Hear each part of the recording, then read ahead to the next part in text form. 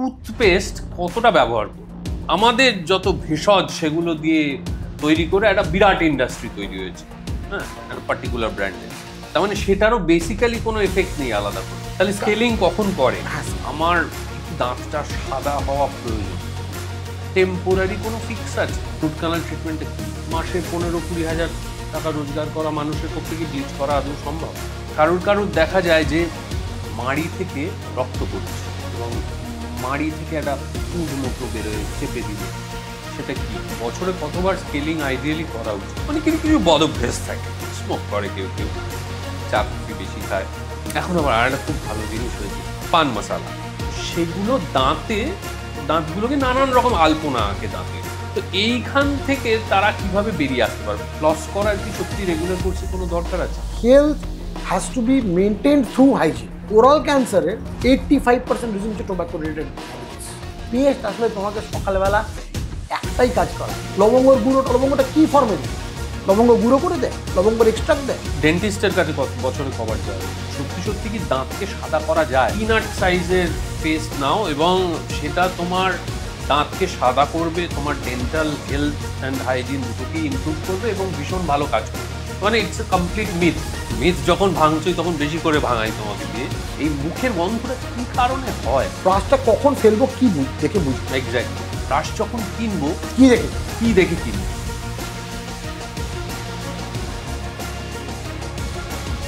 Hello and welcome to another episode of Time and Tide podcast with Saurabh. কথায় বলে $1 million smile, অর্থাৎ এমন কিছু মানুষ আছে যারা হাসলেই মনে হয় গোটা ঘরটা আলো হয়ে গেল। আবার অনেকের জীবনে প্রেমে রিফিউজাল এসছে কারণ তার দাঁত সুন্দর নয় বা তার মুখে একটা অদ্ভুত গন্ধ। আজকে আমরা কথা বলবো, বুঝতেই পারছেন কোন টপিক নিয়ে, ডেন্টাল হাইজিন, ডেন্টাল হেলথ এবং কিভাবে এই ডেন্টাল হেলথ আমাদের ওভারঅল হেলথ অ্যান্ড হাইজিনের সঙ্গে রিলেটেড, এই রকম আরও অনেক কিছু, এবং জেনে নেবো খুব মজার কিছু টিপস। আজকে আমার সঙ্গে legendary dentist doctor Himadri Chakraborty. আর তোমাকে বোধহয় ডেন্টিস্ট বলাটা ভুল, you are a dental magician actually. আমি ঠিক ডেন্টিস্ট নই, টু বি ভেরি ফ্র্যাঙ্ক।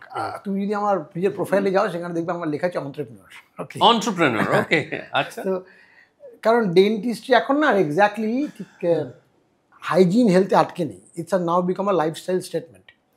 কেন বলছি, তুমি এইমাত্র বললে তো, এই একদমই রিসেন্ট পাস্টে একটা খবরের কাগজে একটা কোনো সাপ্লিমেন্টারি পেজে দেখলাম একটা ফুল পেজ স্লিপ ডিভোর্স নিয়ে করেছে।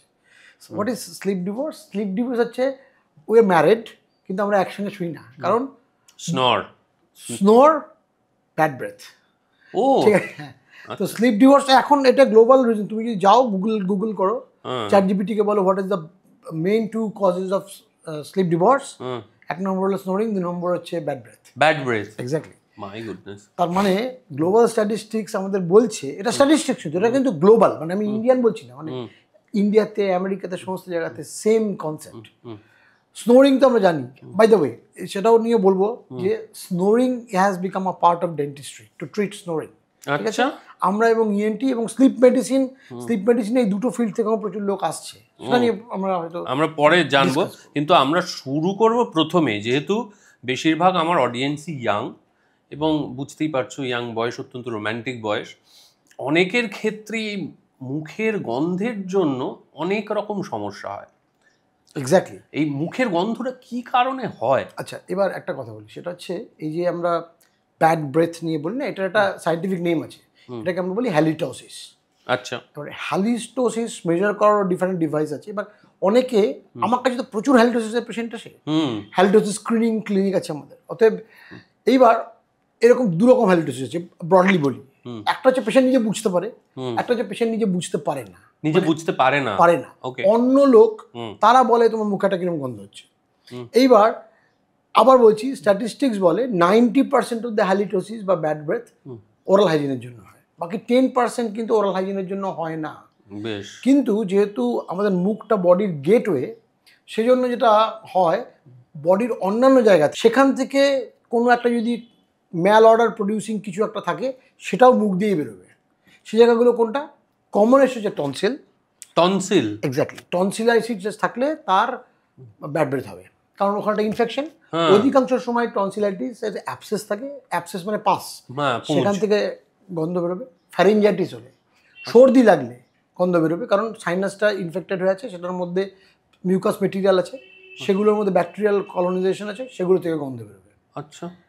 আর কি ডিস্ট্যান্টলি যদি খুব এন্ড স্টেজ লিভার ডিজিজ বা কিডনি ডিজিজ থাকে, সেগুলো থেকে গন্ধ বেরোবে। তার প্রত্যেকটা গন্ধের টাইপ আলাদা, ঠিক আছে? কোনোটা ফ্রুটি অর্ডার, কোনোটা খুব ফিশি স্মেল, ঠিক আছে? বাকি 90% কিন্তু ওরাল ক্যাভিটি থেকেই হয়। অনেক সময় কি হয়, অনেকক্ষণ না খেয়ে থাকলে মুখ হ্যাঁ, থেকে একটা গন্ধ সেটাই বলছি।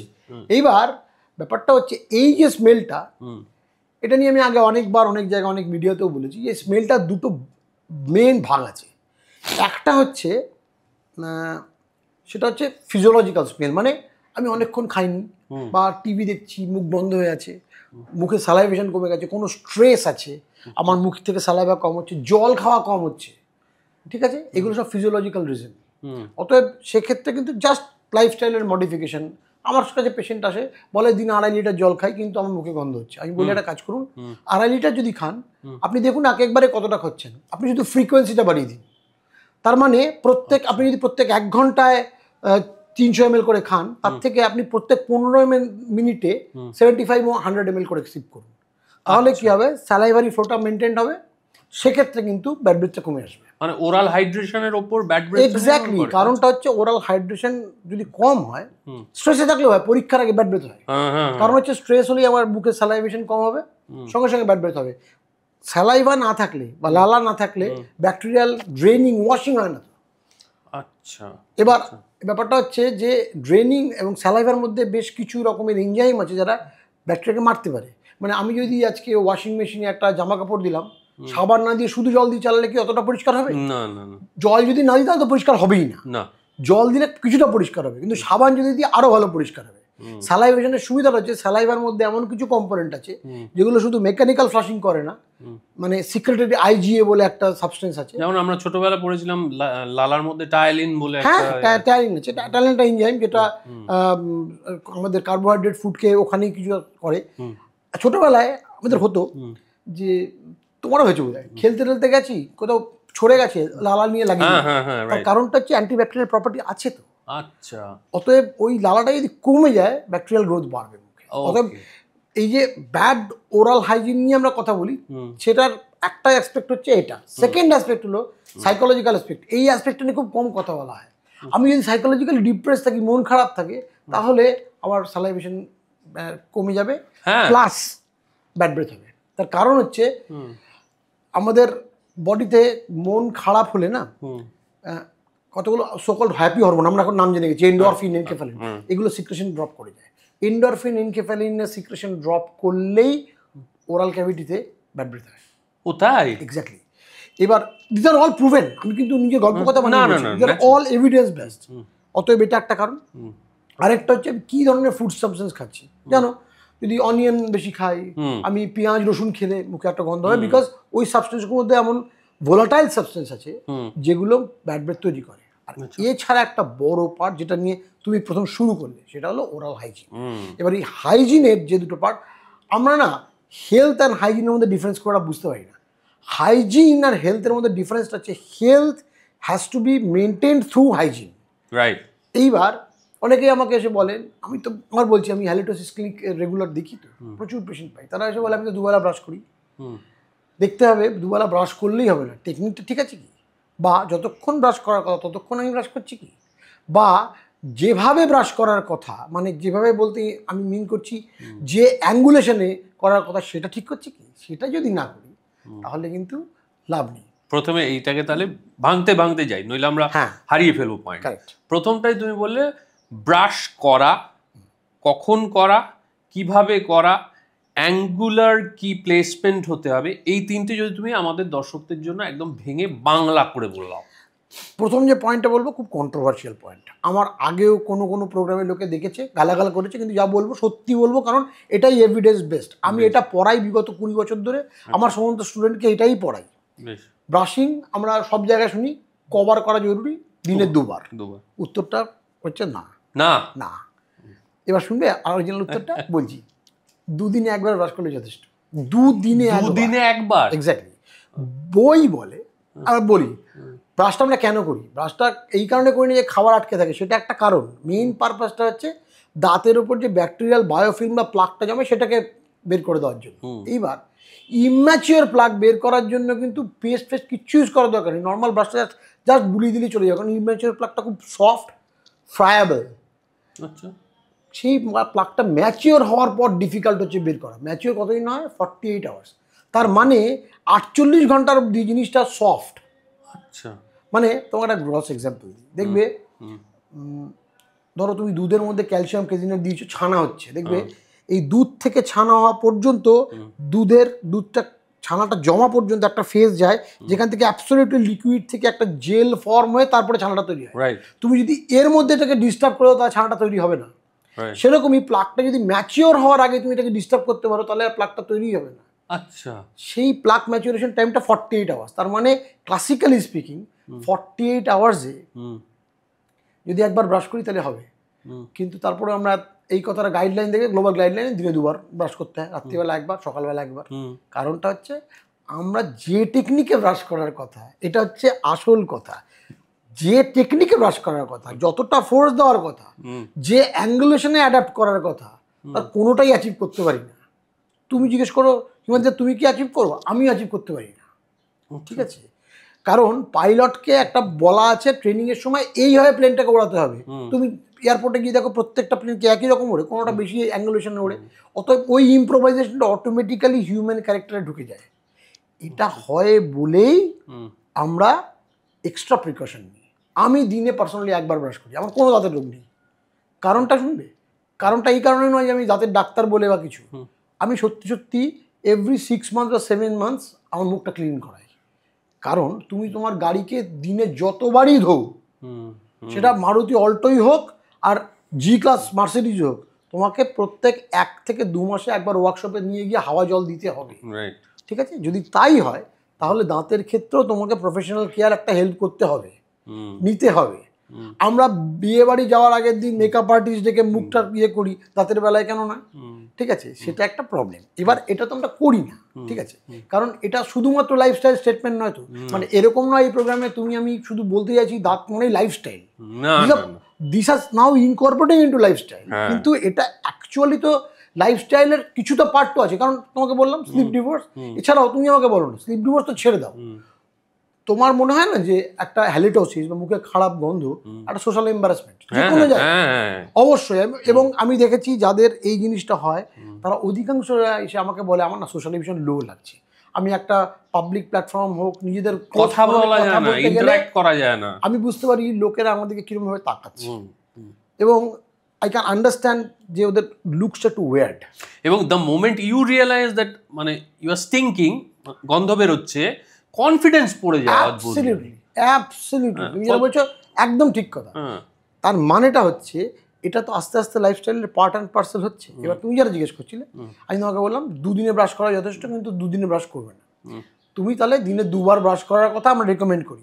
আমি বলছি যদি কেউ সত্যি সত্যি ব্রাশিং টেকনিক শিখে ব্রাশ করে, এবার শেখার জন্য ডাক্তারের কাছে যাওয়ার দরকার আছে? উত্তর না। আজ থেকে 15 বছর 20 বছর আগে যাওয়ার দরকার ছিল, এখন আর নেই। ইউটিউবে এত ভিডিও অ্যাভেলেবেল, আমার নিজেরই ভিডিও আছে প্লাস ভর্তি। আমি টেকনিকগুলোর নাম বলে দিচ্ছি। বাচ্চাদের আর বড়দের কিন্তু টেকনিক আলাদা। আচ্ছা, বাচ্চাদের ক্ষেত্রে পুরোটা তুমি জিজ্ঞেস করছো, পুরো ক্রনিক্যালটা বলছি। বাচ্চাদের 2.5 বছর পর্যন্ত পেস্ট ছাড়া ব্রাশ করাবে, কারণ বাচ্চারা থুতু ফেলতে পারে না, তো ওর পেস্টটা গিলে ফেলবে। আচ্ছা, কারণ যে মাসেলটা দিয়ে আমরা থু করে থুতুটা ফেলি বাক্সিনেটার, সেটা 2.5 বছর পর্যন্ত খুব একটা ভালো স্ট্রংলি ডেভেলপ করে না।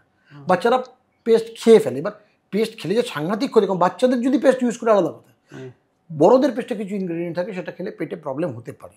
আমিও খেয়েছি, তুমিও খেয়েছো, কিন্তু হয়নি, কিন্তু হওয়ার চান্সেস থাকে। 2.5 বছর অবধি উইদাউট পেস্ট এক্স্যাক্টলি ব্রাশ করাতে হবে। এবং বাচ্চাকে আমি বলবো অ্যাটলিস্ট প্রথম 6 মাস বাবা মা হাতে ধরে ব্রাশটা করিয়ে দেয়, ঠিক আছে, যেন সে টেকনিকটা অ্যাডাপ্ট করতে পারে। সে ছোটোবেলা থেকে এরকম হরিজন্টাল ব্রাশ করবে। এবার বাচ্চাদের জন্য ব্রাশিং টেকনিকটা কিন্তু বড়দের থেকে একদম আলাদা। ওদের টেকনিকটা আমি নামগুলো বলছি, যদি যারা দেখবে তারা তাদের জন্য ইউটিউবে সার্চ করতে পারে, রোলস টেকনিক বা ফোনস টেকনিক, এই দুটো টেকনিক ইউজ করা যায়। আচ্ছা, ভিডিও আছে, FONES ফোনস আর LLS রোলস, এই দুটো টেকনিক তুমি একটু বলে দাও সেটা কি রকম। সেটা বাচ্চাদের জন্য সার্কুলার টেকনিক, মানে বাসটাকে ঘুরিয়ে ঘুরিয়ে ব্রাশ করতে, ঘুরিয়ে ঘুরিয়ে brush. Correct, it's a circular technique. আমাদের আমি বলছি 4টে ব্রড টেকনিক আছে, একটা হলো এরকম ঘুরিয়ে ঘুরিয়ে করা সার্কুলার টেকনিক, একটা হলো ওপর নিচ ভার্টিক্যাল টেকনিক, তার নাম লিওনার্ড। আমরা খুব স্পেশাল কেসে সেটাকে রেখেছি, সবগুলো সবার সাধারণের জন্য না। সবচেয়ে বেশি আমরা অ্যাডাল্টদের জন্য যে টেকনিকটা ইউজ করি সেট অফ টেকনিক, তার নাম ভাইব্রেটরি টেকনিক।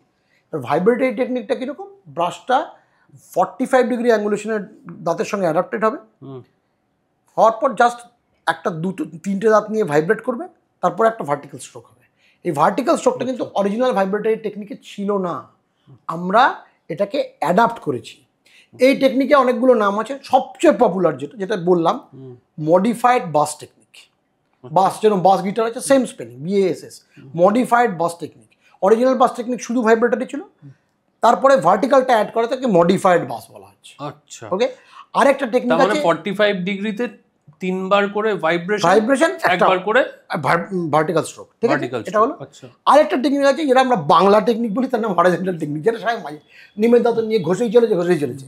এটা বাজারে কিন্তু এটা দাঁত তো আর বেহালা নয় যে বাজারে সুন্দর শব্দ সব বেরোবে, ঘষলে কিন্তু পুরো স্কচ ব্রাইট কেস হবে, পুরো দাঁত ক্ষয়ে বেরিয়ে যাবে।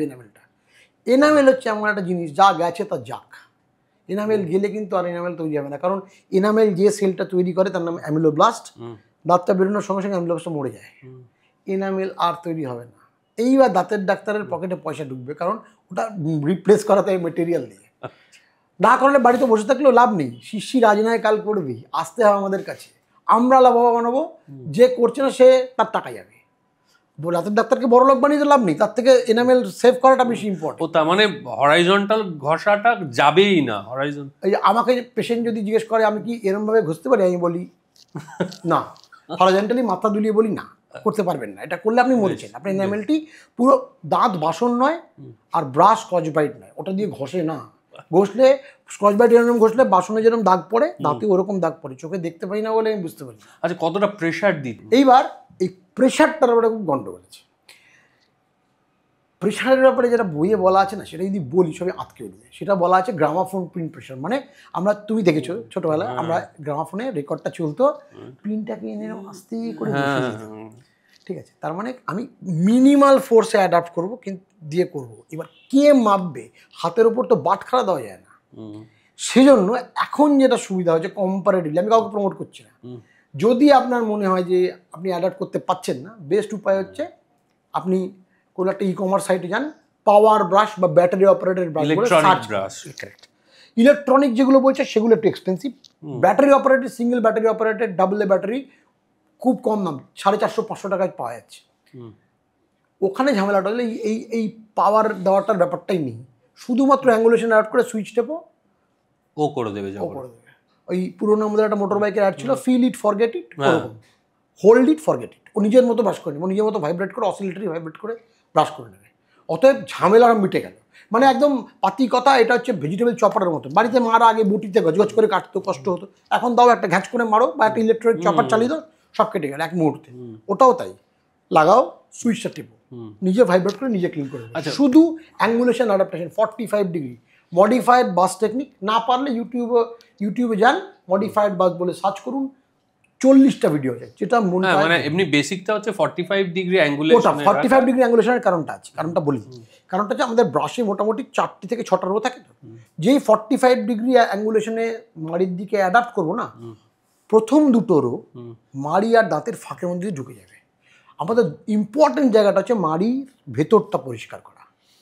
ওইখানে না ঢুকলে কিন্তু ওইখানে সব ব্যাকটেরিয়ারা সব কারিকুরি করে, ওইখানেই আসল গন্ডগোল। যত রকম গন্ডগোল, যত রকম বোম বানানোর কারখানা সব ওইখানে। অতএব চিরুনি তল্লাশি করে ওখান থেকে ব্যাকটেরিয়াগুলোকে বের করতে হবে। এই 45 ডিগ্রি অ্যাঙ্গুলেট করলে দুটো ব্রিসেলের রো ঢুকে যাবে ভেতরে, ও একদম ঝেঁটিয়ে সব বের করে নিয়ে আসবে। So this is the technique. আচ্ছা, আমি বলে নিই, মানে সবার পক্ষে হয়তো এক্ষুনি ইলেকট্রনিক ব্রাশ বা ব্যাটারি চালিত ব্রাশে কনভার্ট করা সম্ভব নয়, কিন্তু ম্যানুয়াল ব্রাশও ইজি। হ্যাঁ, তুমি যেটা বললে সেটা সম্ভব, মানে একটু কনসিয়াস হলেই সম্ভব। এবার তুমি আমাকে বলো, একটা ব্রাশকে, মানে ব্রাশ না অনেক রকম হয়, হ্যাঁ, কেউ আমি এমনও শুনতে প্রেফার করেছি, আমি কোম্পানির নাম বলছি না for obvious reasons, hard ব্রিসেলস brush, মানে যেটার ওই দাঁড়াগুলো একটু শক্ত শক্ত। অনেক লোক ওই শক্ত শক্ত দিয়ে ব্রাশ করাটা এনজয় করে। হ্যাঁ, এবং মানে তুমি আমাকে বলো যে ব্রাশ যখন কিনবো কি দেখে কিনবো? প্রথম কথা, শক্ত ব্রাশ আপনি কিনতে পারেন, দাঁত মাজার জন্য না, জুতো পরিষ্কার করবেন, তাহলে ঠিক আছে, অ্যাবসলিউটলি পারফেক্ট, কোনো অসুবিধা নেই। দাঁত মাজার জন্য যদি কিনতে হয় তাহলে সফটই কিনতে হবে। হার্ড ব্রাশ কেনার কোনো কারণ থাকতে পারে না।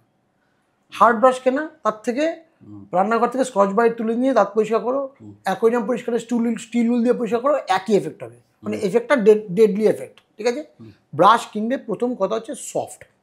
এবার দু রকম সফট হয়, একটা নর্মাল সফট, একটা আল্ট্রা সফট। এবার আমাকে দেখতে হবে আমি কোন ব্রাশটা বেশি কমফোর্টেবল ফর মাই গামস। যদি সফট ব্রাশে দেখি আমার গামে সোরনেস হচ্ছে, তাহলে আমি আল্ট্রা সফটে যাবো।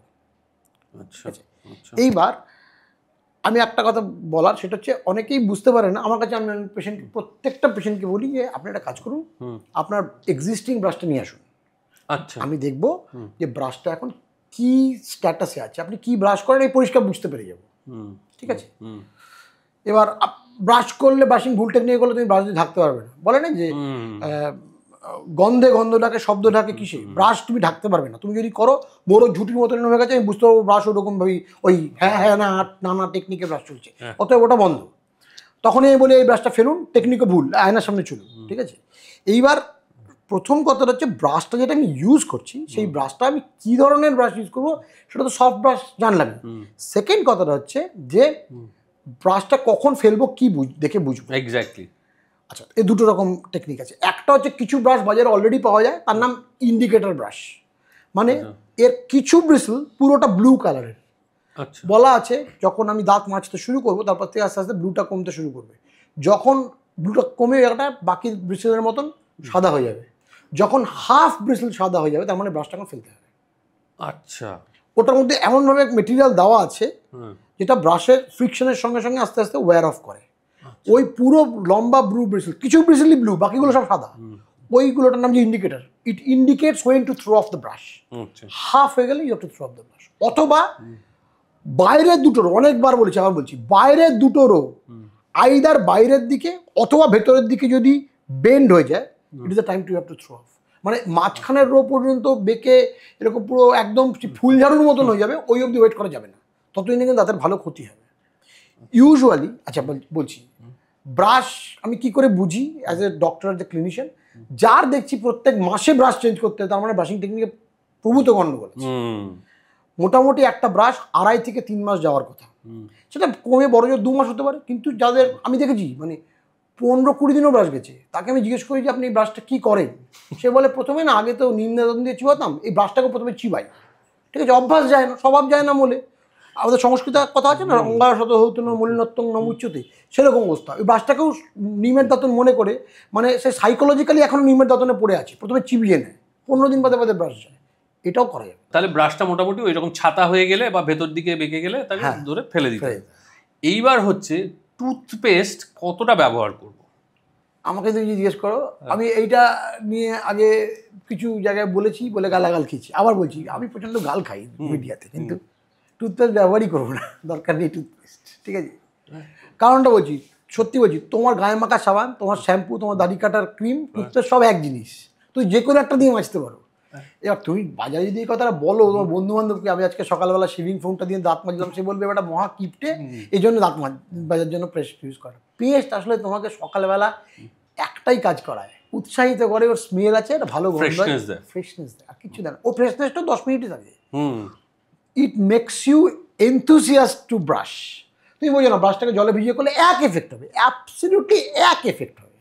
হ্যাঁ, শুধু ফ্রিকশনটা একটু কমায়, আর ওই সুন্দর গন্ধ হয় একটা, তুমি করে ছবি দাও, তুমি দেখো ফেসবুকে সকালে দাঁত মাজা, এখন সব স্ট্যাটাস দিচ্ছে, এই দাঁত মাজলাম, এই স্ট্যাটাসটা দাও বলে তুমি টুথপেস্ট ইউজ করো।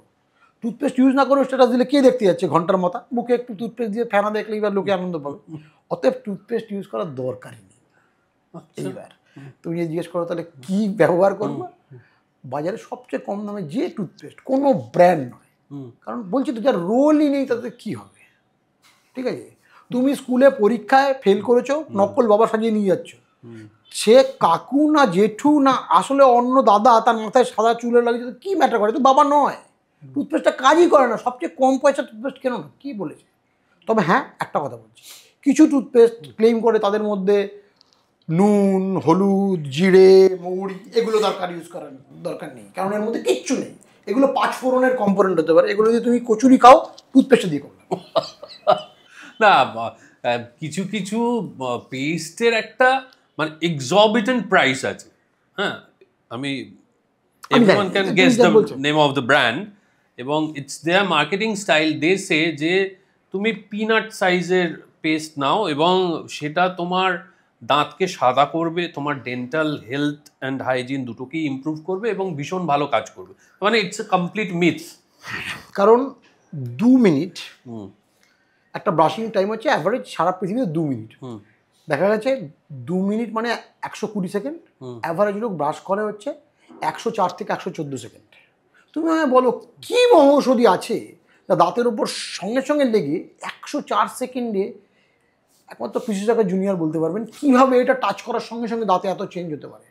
মানে এবার বোঝো, সেটা যদি দাঁত সাদা করে বা ব্যাকটেরিয়াকে 104 সেকেন্ডে মারে, বুঝতে পারছো তার পাওয়ার কী হতে হবে? ভয়ঙ্কর অবস্থা। তাহলে এটা টুথপেস্ট না ডিনামাইট তো বোঝা যাচ্ছে না। অতএব ব্যাপারটা হচ্ছে এরকম কোনো টুথপেস্ট নেই, তাহলে কেন? $1 বিলিয়ন ইন্ডাস্ট্রি আছে, প্রমোশন তো হবেই। ঠিক আছে, আচ্ছা এই যে বলে ফ্লুরাইড আছে, আরে আরেকটা কথা, ভালো কথা, কি মনে হয় ফ্লুরাইডটা কত ppm থাকলে কাজ হবে? আর যে কোনো বয়সে ফ্লুরাইড দিলেই হলো?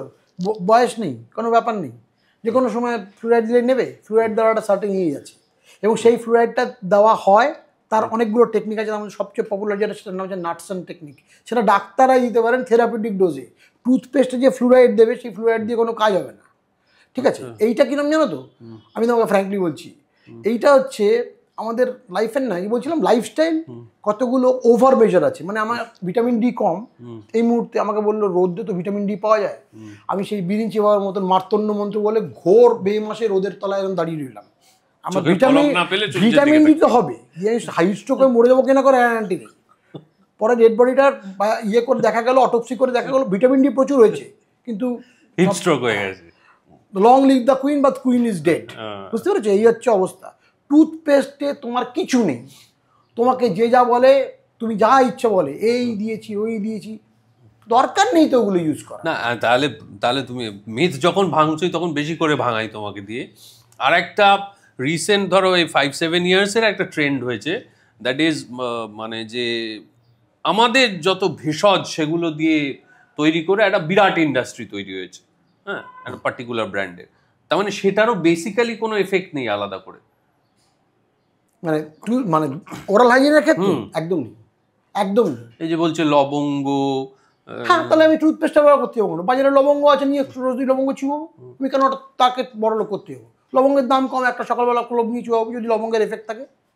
আছে তো, লবঙ্গের এফেক্ট আছে, সেটা পার্টিকুলার একটা পারপাসে। সেটা হচ্ছে লবঙ্গের যে তেলটা, যেটাকে আমরা মডিফাই করে ইউজেনল বানাই, সেটা তুমি দেখবে কারো রাতে পোকা হলে আগেকার দিনে লবঙ্গ লাগাতে ব্যথা কমে যেত, কারণ এটা অপটারনেন্ট। তো ওটা পাল্পকে হিপনোসিস করে, পাল্পটাকে লোয়ার ডাউন করে দেয়। হ্যাঁ, অতএব তুমি দেখবে লবঙ্গ খেলে জ্বালা জ্বালা করে, কারণ ওর মধ্যে যে অপটারনেন্ট এফেক্ট আছে সেটা কাজে লাগে। কিন্তু পেস্টের মধ্যে যে পরিমাণ, কি পেস্টের মধ্যে কি কিলো কিলো লবঙ্গ দিতে পারবে তুমি? না না, ভয়ঙ্কর অবস্থা হবে। হ্যাঁ, সেই আমার শরদিন্দু বন্দ্যোপাধ্যায়ের মাকড়সার রসের গল্প মনে পড়লো। দোয়াতের কালির মধ্যে মাকড়সার রস দিয়ে খাওয়ার মতন অবস্থা হবে। তুমি ওর মধ্যে কত, মানে 2 কুইন্টাল লবঙ্গ তুমি দিতে পারবে না, পসিবল নয়। তাহলে পেস্টের একটা ইনগ্রেডিয়েন্টস বলা আছে স্পেসিফিকেশনে, তার জায়গায় তুমি লবঙ্গ দিয়ে দেবে তো ভয়ঙ্কর অবস্থা। তুমি বিরিয়ানির মধ্যে মুসুর ডাল ঢেলে দিলে কি হবে? বিরিয়ানি থাকবে কি? হবে না। So you have to understand যে পেস্টের যে কম্পোজিশন, তার মধ্যে তুমি কিছুটাই লবঙ্গ দিতে পারো বা লবঙ্গের ফ্লেভার দিতে পারো। লবঙ্গ থাকে তো, তুমি দিলেই যে কোনো কিছুর সঙ্গে যে কোনো কিছু মিশবে, পৃথিবীতে এরকম হয় না। তেলে জলে মিশ খায় না। লবঙ্গের লবঙ্গটা কি ফর্মে দেয়? লবঙ্গ গুঁড়ো করে দেয়, লবঙ্গের এক্সট্রাক্ট দেয়, সেই অয়েলটা আমার যে বেস তার সঙ্গে মিক্স করে না। তাদের ডেন্সিটি আলাদা, তাদের সারফেস টেনশন আলাদা। এটা একটা কেমিস্ট্রি। এটা আমি মানছি, আমাদের সনাতনী ধর্মের আয়ুর্বেদ আছে, কিন্তু আজকের দিনে দাঁড়িয়ে আমি মনে করবো যে বাল্মীকি যা দিয়ে আমার ব্রাশ করতেন, আমি তাই উইডিবিড সাইজ থেকে নিয়ে আসবো, চলবে না তো। তাহলে দাঁতন, নিম দাঁতন। হ্যাঁ, নিম দাঁতন সম্পর্কে বলি। প্রথম কথা, নিমের গুণাগুণ অপরিসীম, কিন্তু আবার বলেছি, এবার নিম দাঁতন যারা করে তাদের আমি দেখেছি অদ্ভুত একটা টেকনিক। তাদের জীবনের একটা বড় অংশই দাঁতন করাটা, সকালে 8 ঘন্টা থেকে 45 মিনিট চিবিয়েই চলেছে, সবাইকে দেখবে, এবং চিবিয়ে মানে একটা অদ্ভুত প্রশান্তি ওদের মুখে থাকে। ভালো, খারাপ নয়, কিন্তু নিমের ওই ভেষজ গুণাগুণ ওরাল ক্যাভিটিতে বিশাল কাজ করে না, যদিও অ্যান্টিব্যাকটেরিয়াল প্রপার্টি নিমের আছে। সেকেন্ড প্রবলেমটা হচ্ছে, এতক্ষণ কি নিয়ে কথা হচ্ছিল, ব্রাশের ব্রিসেল কিরম হওয়া উচিত। এবার নিমের যে চিবানোর পর দাঁড়াটা হয় সেটা কি খুব সফট হয়? না না না, হয় না। নিম দাঁতন দিয়ে যে পেশেন্টরা ব্রাশ করে তাদের আমি অনেককেই দেখেছি, তাদের ওরাল হাইজিন হয়তো ভালো, মানে সো কল্ড মাড়ির কন্ডিশন ভালো, কিন্তু দাঁতগুলো বেশ ঘষে যায়, বিকজ ওই জিনিসটা এতটাই হার্ড, এতটাই হার্শ, এতটাই rough, that is not gentle and kind enough for the animal. বাবা তুমি মানে মানে কি বলবো, মানে আমি কাউকে নিম, এবার আমি বলছি কিছু নিমের ইনগ্রেডিয়েন্টওয়ালা টুথপেস্ট আছে, আমি বলবো তার থেকে নিম পাতা ভাজা করে খান, কোনো বডি পুরো সারা শরীরে লাগবে, শুধু দাঁতে কেন, সারা শরীরে কাজ করবে, তার একটা কিছু অংশ দাঁতে এসে পৌঁছাবে। কিন্তু নিম দাঁতন দিয়ে, নিম কেন, আমি তো জানি যে লোকে খেজুরের ডাল, বাবলা গাছের ডাল, মেসওয়াক এগুলো দিয়েও করে। আমাদের কিন্তু এরকম নয় যে আমি নন এভিডেন্স বেস নিজের মন থেকে বলছি, এগুলোর প্রত্যেকটার উপরে স্টাডি হয়েছে, বিভিন্ন ইউনিভার্সিটি, ইন্ডিয়াতেই হয়েছে, বিকজ ইন্ডিয়াতেই তো বেশি ইউজ হয়। খুব একটা অ্যাডভান্টেজ কিন্তু একদম কিছু পাওয়া যায়নি, রাদার এনামেল লস কিন্তু প্রত্যেকটা স্টাডিতে কনসিস্টেন্টলি দেখা যাচ্ছে।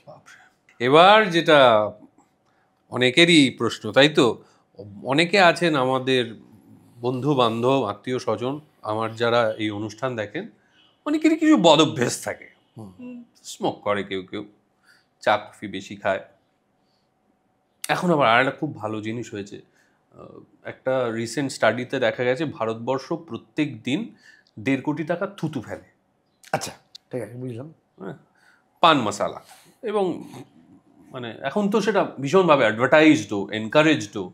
হ্যাঁ, তো সেগুলো দাঁতগুলোকে নানান রকম আলপনা আঁকে দাঁতের, বিশেষত নিচের দিকে একটা আলপনা দেয়, কোনো কোনো ক্ষেত্রে গোটা দাঁত জুড়েই আলপনা দেয়, বিভিন্ন গ্যাপে গ্যাপে ভাঁজে ভাঁজে নানান রকম আলপনা তৈরি করে দেয়।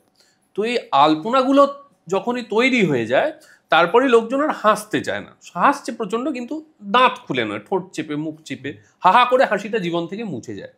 তো এইখান থেকে তারা কিভাবে বেরিয়ে আসতে পারবে, মানে দাঁতের এই দাগগুলো কি তোমরা রিমুভ করে দিতে পারো? আচ্ছা, সেটা নিয়ে বলছি। প্রথম কথাটা বলি, এই যে তুমি যে জিনিসগুলো বললে, এদের চা কফিটা বাদ দিয়ে, ইনফ্যাক্ট চা কফি এদের প্রত্যেকটার মধ্যে অ্যালকালয়েড বা বাংলায় উপক্ষার বলে এই জিনিসটা আছে। এবার এই অ্যালকালয়েড যেমন চায়ে আছে ট্যানিন, কফিতে ক্যাফিন, সেরকম নিকোটিন, এটা এই প্রত্যেকটা অ্যালকালয়েড হচ্ছে কালার্ড সাবস্টেন্স, এগুলোর জন্য কালারটা হয়, ঠিক আছে? বিকজ শুধু নিজে কালার নয়, ও পিগমেন্টকে অ্যাট্রাক্ট করে, আমাদের খাবারের মধ্যে যে পিগমেন্ট থাকে সেই পিগমেন্টগুলোকেও অ্যাট্রাক্ট করে, ঠিক আছে? এইবার এটাকে বলে মাইলিয়ার্ড রিয়াকশন, আমি সব জানার জন্য বলছি, মাইলিয়ার্ড রিয়াকশনের জন্য পিগমেন্টটাকে অ্যাট্রাক্ট করে। এইবার এই যে তুমি বললে না, এটাকে আমরা দুটো পার্টে ভাঙি। ফার্স্ট পার্টটা হচ্ছে যারা টোব্যাকো রিলেটেড প্রোডাক্ট, এটা কিন্তু দাঁতের আলপনা, কোলাজ, ভাস্কর্য সব যাবে যদি টিস্যুটা গিয়ে ক্যান্সার হয়। মনে রাখবে, ইন্ডিয়া ওরাল ক্যান্সারের হাব। ইন্ডিয়ার যত ক্যান্সার তার 40% irrespective of sex is oral cancer. Oral ক্যান্সারের death burden, treatment burden, psychosocial burden huge. এবং ওরাল ক্যান্সারের 85% রিজন হচ্ছে টোব্যাকো রিলেটেড হ্যাবিটস। সেটা সিগারেট বিড়ি হতে পারে, খৈনি হতে পারে, তুমি যেগুলো বলছো গুটখা, এটা হতে পারে, পান জর্দা হতে পারে, নস্যি হতে পারে, সব মিলিয়ে, ঠিক আছে? আরও কি গুড়াকু, এই ধরনের জিনিসও হতে পারে, ঠিক আছে? প্রত্যেকটার মধ্যে টোব্যাকো আছে। এইগুলোর কিন্তু ওরাল ক্যান্সারের বার্ডেনটা এই মুহূর্তে ইন্ডিয়াতে হু হু করে বাড়ছে, বিকজ এই সাবস্টেন্স অ্যাবিউজগুলো বাড়ছে। এবার তুমি যদি ওয়েস্টার্ন কান্ট্রিতে দেখো, এত ধরনের টোব্যাকো ওয়েস্টার্ন কান্ট্রিতে ইউজ হয় না, ঠিক আছে? এই গুটকা তো আমি কোনো ইউরোপিয়ান লোক গুটকাকে ঘুরে বেড়াচ্ছি ফেলতে পারবে না, শুধু স্পেশাল কিছু ইউরোপিয়ান লোক যে হয়তো অ্যাডভার্টাইজ করে যে বন্ড, সে আলাদা কথা, এক্সেপশন। আদারওয়াইজ হ্যাঁ, থুতু ফেললে তো জরিমানা হবে প্রত্যেকবার, এক্স্যাক্টলি। অতএব ওইরকম ভাবে ফেলতে পারবে না যে কত কোটি থুতু বলছিলে, এত থুতু ফেলতে পারবে না, অতএব ওটা খায় না। এটার এফেক্টে দাঁত যেটা হয়, এবার বলি, সেটা পরিষ্কার করার জন্য কমনলি সবাই যেটা করে সেটা স্কেলিংটা কিন্তু এটার পদ্ধতি নয় আসলে। কারণ অন্য যে পদ্ধতিটা আছে সেটা যেহেতু আমাদের দেশে খুব বেশি এই মুহূর্তে ইউজ হচ্ছে না, সবে শুরু হয়েছে, সেই জন্য এতদিন লোকে স্কেলিং করতো, স্কেলার দিয়ে ঘষে দিত। এবার স্কেলার দিয়ে করার কথা, দাঁতের উপরে যে টার্টার বা পাথর আছে এবং মাড়ির ভিতরে যে ইনফেকশন সেটা ক্লিন করার কথা। স্টেন স্কেলার দিয়ে তুলে এটা প্রবলেম হচ্ছে, যে অ্যামাউন্ট অফ স্ট্রোকস আমাকে দিতে হবে এনামেলে কিন্তু পিটিং হবে, সেন্সিটিভিটি হতে পারে। অতএব এটা তোলার জন্য যে সিস্টেমটা আছে সেই সিস্টেমটার একটা নাম আছে, সেই সিস্টেমটার নাম হচ্ছে এয়ার পাউডার অ্যাব্রেশন সিস্টেম। মানে কি, অ্যালুমিনিয়াম অক্সাইড পাউডার জলের সঙ্গে মিশিয়ে হাই স্পিডে জেটে ফোর্স করা, সবে ইন্ডিয়াতে আসা শুরু হয়েছে। এই করলে কি হয়, ওটা খুব জেন্টল পাউডার, মাত্র 29 মাইক্রন ওর ডায়ামিটার, ওটা গিয়ে স্টেনটাকে তুলে দেয়। এটা ভীষণ জেন্টল, কোনো মেকানিক্যাল সিস্টেম কিন্তু অলমোস্ট নন টাচ সিস্টেম, শুধু দাঁতের উপর ওটা স্প্রে করলে কালারটা উঠে যায়। এইটা হচ্ছে বেস্ট টেকনিক। কিন্তু অধিকাংশ সময় যেটা হয় যে এই যারা পেশেন্টরা আমাদের কাছে আসে এদের দাঁতে পাথরও থাকে, টাটারও থাকে, সো স্কেলার দিয়ে ওই পার্টটুকু করে বাকি পার্টটা এই জিনিস দিয়ে করলে সবচেয়ে ভালো হয়। এয়ার পাউডার অ্যাব্রেশন সিস্টেম বলে এগুলো। কিছু কিছু কোম্পানির নাম আছে, এবিসি বলে একটা সিস্টেম আছে, জিবিটি বলে একটা নাম আছে, গাইডেড বায়োফিন থেরাপি। কারণ এটা স্টেন তোলার সঙ্গে সঙ্গে দাঁতের উপর যে প্লাক বা বায়োফিন থাকে সেটাকেও একসঙ্গে রিমুভ করে। ভীষণ জেন্টল সিস্টেম, মাড়ির কোনো ক্ষতি হয় না। স্কেলারটা দিয়ে স্টেন তোলাটা কিন্তু আইডিয়াল পদ্ধতি নয়। আচ্ছা, কিন্তু আমরা তো স্কেলিংই করিয়ে নিয়েছি এতদিন করেছি, কিন্তু এটা আইডিয়াল টেকনিক নয়। মানে তাহলে স্কেলিং কখন করে? হ্যাঁ, স্কেলিং করে হচ্ছে, দেখো scaling is a part of a treatment, scaling is not a complete treatment, ঠিক আছে? স্কেলিং মানে স্কেলিংটা কিরকম বলো তো, শীতকালে স্নান করার মতো, শুধু কাকস্নান মাথায় একটু দিয়ে চলে এলাম, সবাইকে বললাম স্নান করেছি, আমি নিজে জানি গায়ে জল দিইনি। স্কেলিং হচ্ছে ওরকম, মানে স্কেলিং ট্রিটমেন্টটা is a part of a system. কাদের স্কেলিং করা উচিত? শুধু যাদের ডিজিজটা একদম ইনিশিয়াল স্টেজে আছে বা ডিজিজটা নেই, শুধু রুটিন একটা ক্লিনিক হবে, তাদের জন্য স্কেলিং ঠিক আছে। এই জন্য একে ওরাল প্রোফাইল্যাক্সিস বলে। প্রোফাইল্যাক্সিস কথাটা এসছে অসুখটা হওয়ার আগে, মানে আমি টিটেনাসের জন্য, টিটেনাস যেন না হয় তার জন্য এই যে কোভিডের ভ্যাকসিন, এটা প্রোফাইল্যাক্সিস। কোভিড হলে কিন্তু সঙ্গে সঙ্গে ভ্যাকসিন নেওয়া যায় না। আমার অসুখটা হওয়ার আগে প্রিভেন্ট করার জন্য যেটা, সেটাকে আমরা প্রোফাইল্যাক্সিস বলি। এর জন্য স্কেলিংয়ের নাম ওরাল প্রোফাইল্যাক্সিস, যে অসুখটা হওয়ার আগে নর্মাল পপুলেশনের রুটিন ক্লিনিকটাকে আমরা স্কেলিংয়ের মধ্যে ফেলি। কিন্তু যদি সত্যি সত্যি কারো অসুখটা হয়ে থাকে বা অসুখের দোরগোড়ায় প্রায় ঢুকে গিয়ে থাকে, তার কিন্তু স্কেলিং করলে চলবে না। তার জন্য যে পদ্ধতিটা আছে এটাকে আমরা বলি SRP, scaling and root planing. Root planing মানে দাঁতের গোড়ার যে অংশটা ইনফেক্টেড হয়েছে সেই অংশটাকে, ওর জন্য আলাদা স্কেলার টিপ আছে, ডায়মন্ড কোটেড বা বোরন নাইট্রেট কোটেড, ওটা দিয়ে একদম স্মুথ করতে হয়। আচ্ছা, এইখানে থামলে চলে না। অনেক সময় হয় যে মাড়ির অসুখটা তুমি বলছিলে ফুলে যাচ্ছে, রক্ত পড়ছে, তখন তার জন্য লেজারও দরকার হয়। এবার লেজারের সুবিধাটা হচ্ছে রক্তপাত নেই, ব্যথা অলমোস্ট নেই, সেলাই টেলাই করার ব্যাপার নেই। এই জন্য আগে যেগুলো 100% ওপেন সার্জারি যেত, সে এখন তো লেজার অনেক জায়গাতেই ইউজ হচ্ছে। সেই জন্য লেজার দিলে এই সুবিধাটা হয়। ও কি করেছে, 100% সার্জিক্যাল কেস আর স্কেলিং রুট প্ল্যানিংয়ের মাঝখানের যে বাফার জোনের যে কেসগুলো, সেগুলো সব লেজার দিয়ে এখন ট্রিট করা যাচ্ছে। আমরা এখন লেজার দিয়ে ট্রিট করছি। আচ্ছা, এবার যেটা আমাদের অনেকের জীবনেরই সমস্যা, এইবার আমরা সেই টপিকটাতে সুইচ করি। কারুর দেখা যায় যে মাড়ি থেকে রক্ত পড়ছে এবং মাড়ি থেকে একটা পুঁজ মতো বেরোয় চেপে দিলে, সেটা কিভাবে তৈরি হয়? এটারই অ্যাডভান্স পরে ওই কেয়ার না নিতে নিতে বোধহয় ওই অবধি পৌঁছয় মানুষ। না, এর পরের পর্যায়ে আছে, মাড়ি ফুলিয়ে আসছে, ব্যাড ব্রেথ, দাঁত নড়ে গেছে, এক্সট্রিম নড়ে গেছে। কারণ কলকাতা স্প্লিন্টিং বেশি লোক করে না, আমি করি বলে কাল কলকাতায় প্রথম স্প্লিন্টিং আমি প্রায় শুরু করেছি। স্প্লিন্টিং কি বলবো সব বলবো। এবার মাড়িটা যে ফুলছে, এই অসুখটা প্রথম স্টেজে কিন্তু মাড়ির ভেতরে যে জায়গাটা হাড়ের মধ্যে দাঁতটা আছে সেটাকে এফেক্ট করে না, শুধু মাড়িটাকে এফেক্ট করে। আমরা এই অসুখটার নাম অনেকে জানি, অনেকে হয়তো জানি না। পরের অসুখটা বেশি কমন বলছি। এই অসুখটার নাম জিঞ্জিভাইটিস, মানে শুধুমাত্র মাড়িকে আমরা সায়েন্টিফিক্যালি পেরিওডন্টিক্সে বলি জিঞ্জাইভা। যেরকম সমস্ত অসুখের আইটিস লাগালে তার ইনফ্লামেশন হয়, অতএব মাড়ির প্রদাহ বা মাড়ির ইনফ্লামেশনকে আমরা জিঞ্জিভাইটিস বলি। এই স্টেজে কিন্তু অসুখটা easily reversible. Gingivitis is 100% curable and reversible. I can come to baseline, treat করা যায়। সেটা হতে পারে যে কনভেনশনাল থেরাপি দিয়ে, লেজার দিয়ে, আমি রেগুলারই করি। এর পরের স্টেজটার নামটা আরও বেশি কমন, লোকে জানে, কারেক্ট, কিন্তু আমরা এখন আর পায়োরিয়া বলি না। এর নাম হয়েছে পেরিওডন্টাইটিস। পায়োরিয়া কথাটার মানেটা তুমি যেটা বলছো, পায়োরিয়া, পায়ো কথাটার মানে হচ্ছে পুঁজ আছে। সবসময় যে এর মধ্যে পাস থাকবে সেরকম নাও হতে পারে। অতএব আমরা একটা ক্লিনিক্যাল সিচুয়েশন যেটা ক্লিনিক্যালি অলওয়েজ প্রেজেন্ট করে না, তার নামটা ক্লিনিক্যালি ওরকমভাবে বলি না, আগে পায়রিয়াই বলা হতো, এটাই নাম চেঞ্জ হয়ে পেরিওডন্টাইটিস হয়েছে। এখানে কি হবে, এখানে বাইরের মাড়িটা যেরকম এফেক্টেড হবে সেরকম ভেতরের যে বোন তার মধ্যে হাড়টা আছে এবং যে লিগামেন্ট দিয়ে দাঁতটা বোনের সঙ্গে লেগে আছে পেরিওডন্টাল লিগামেন্ট, সেটাও এফেক্টেড হয়েছে।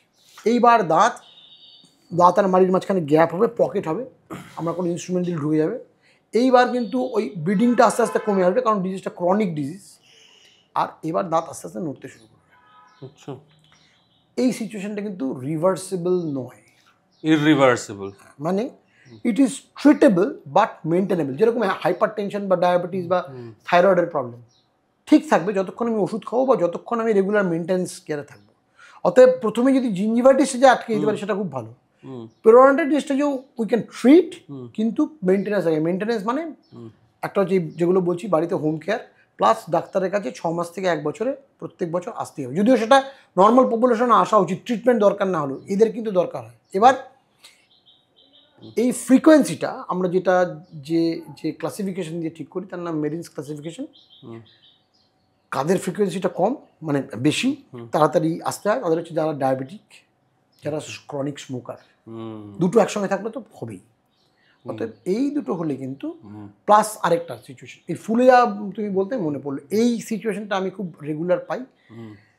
এটা হচ্ছে পেশেন্টরা অনেকে এসে বলেন যে আমার কাছে আমি দেখছি সত্যি ফুলে গেছে, মানে এরকম লেভেলে দাঁত প্রায় ঢেকে গেছে, এটা আগে ছিল না, 6 মাস ধরে হচ্ছে।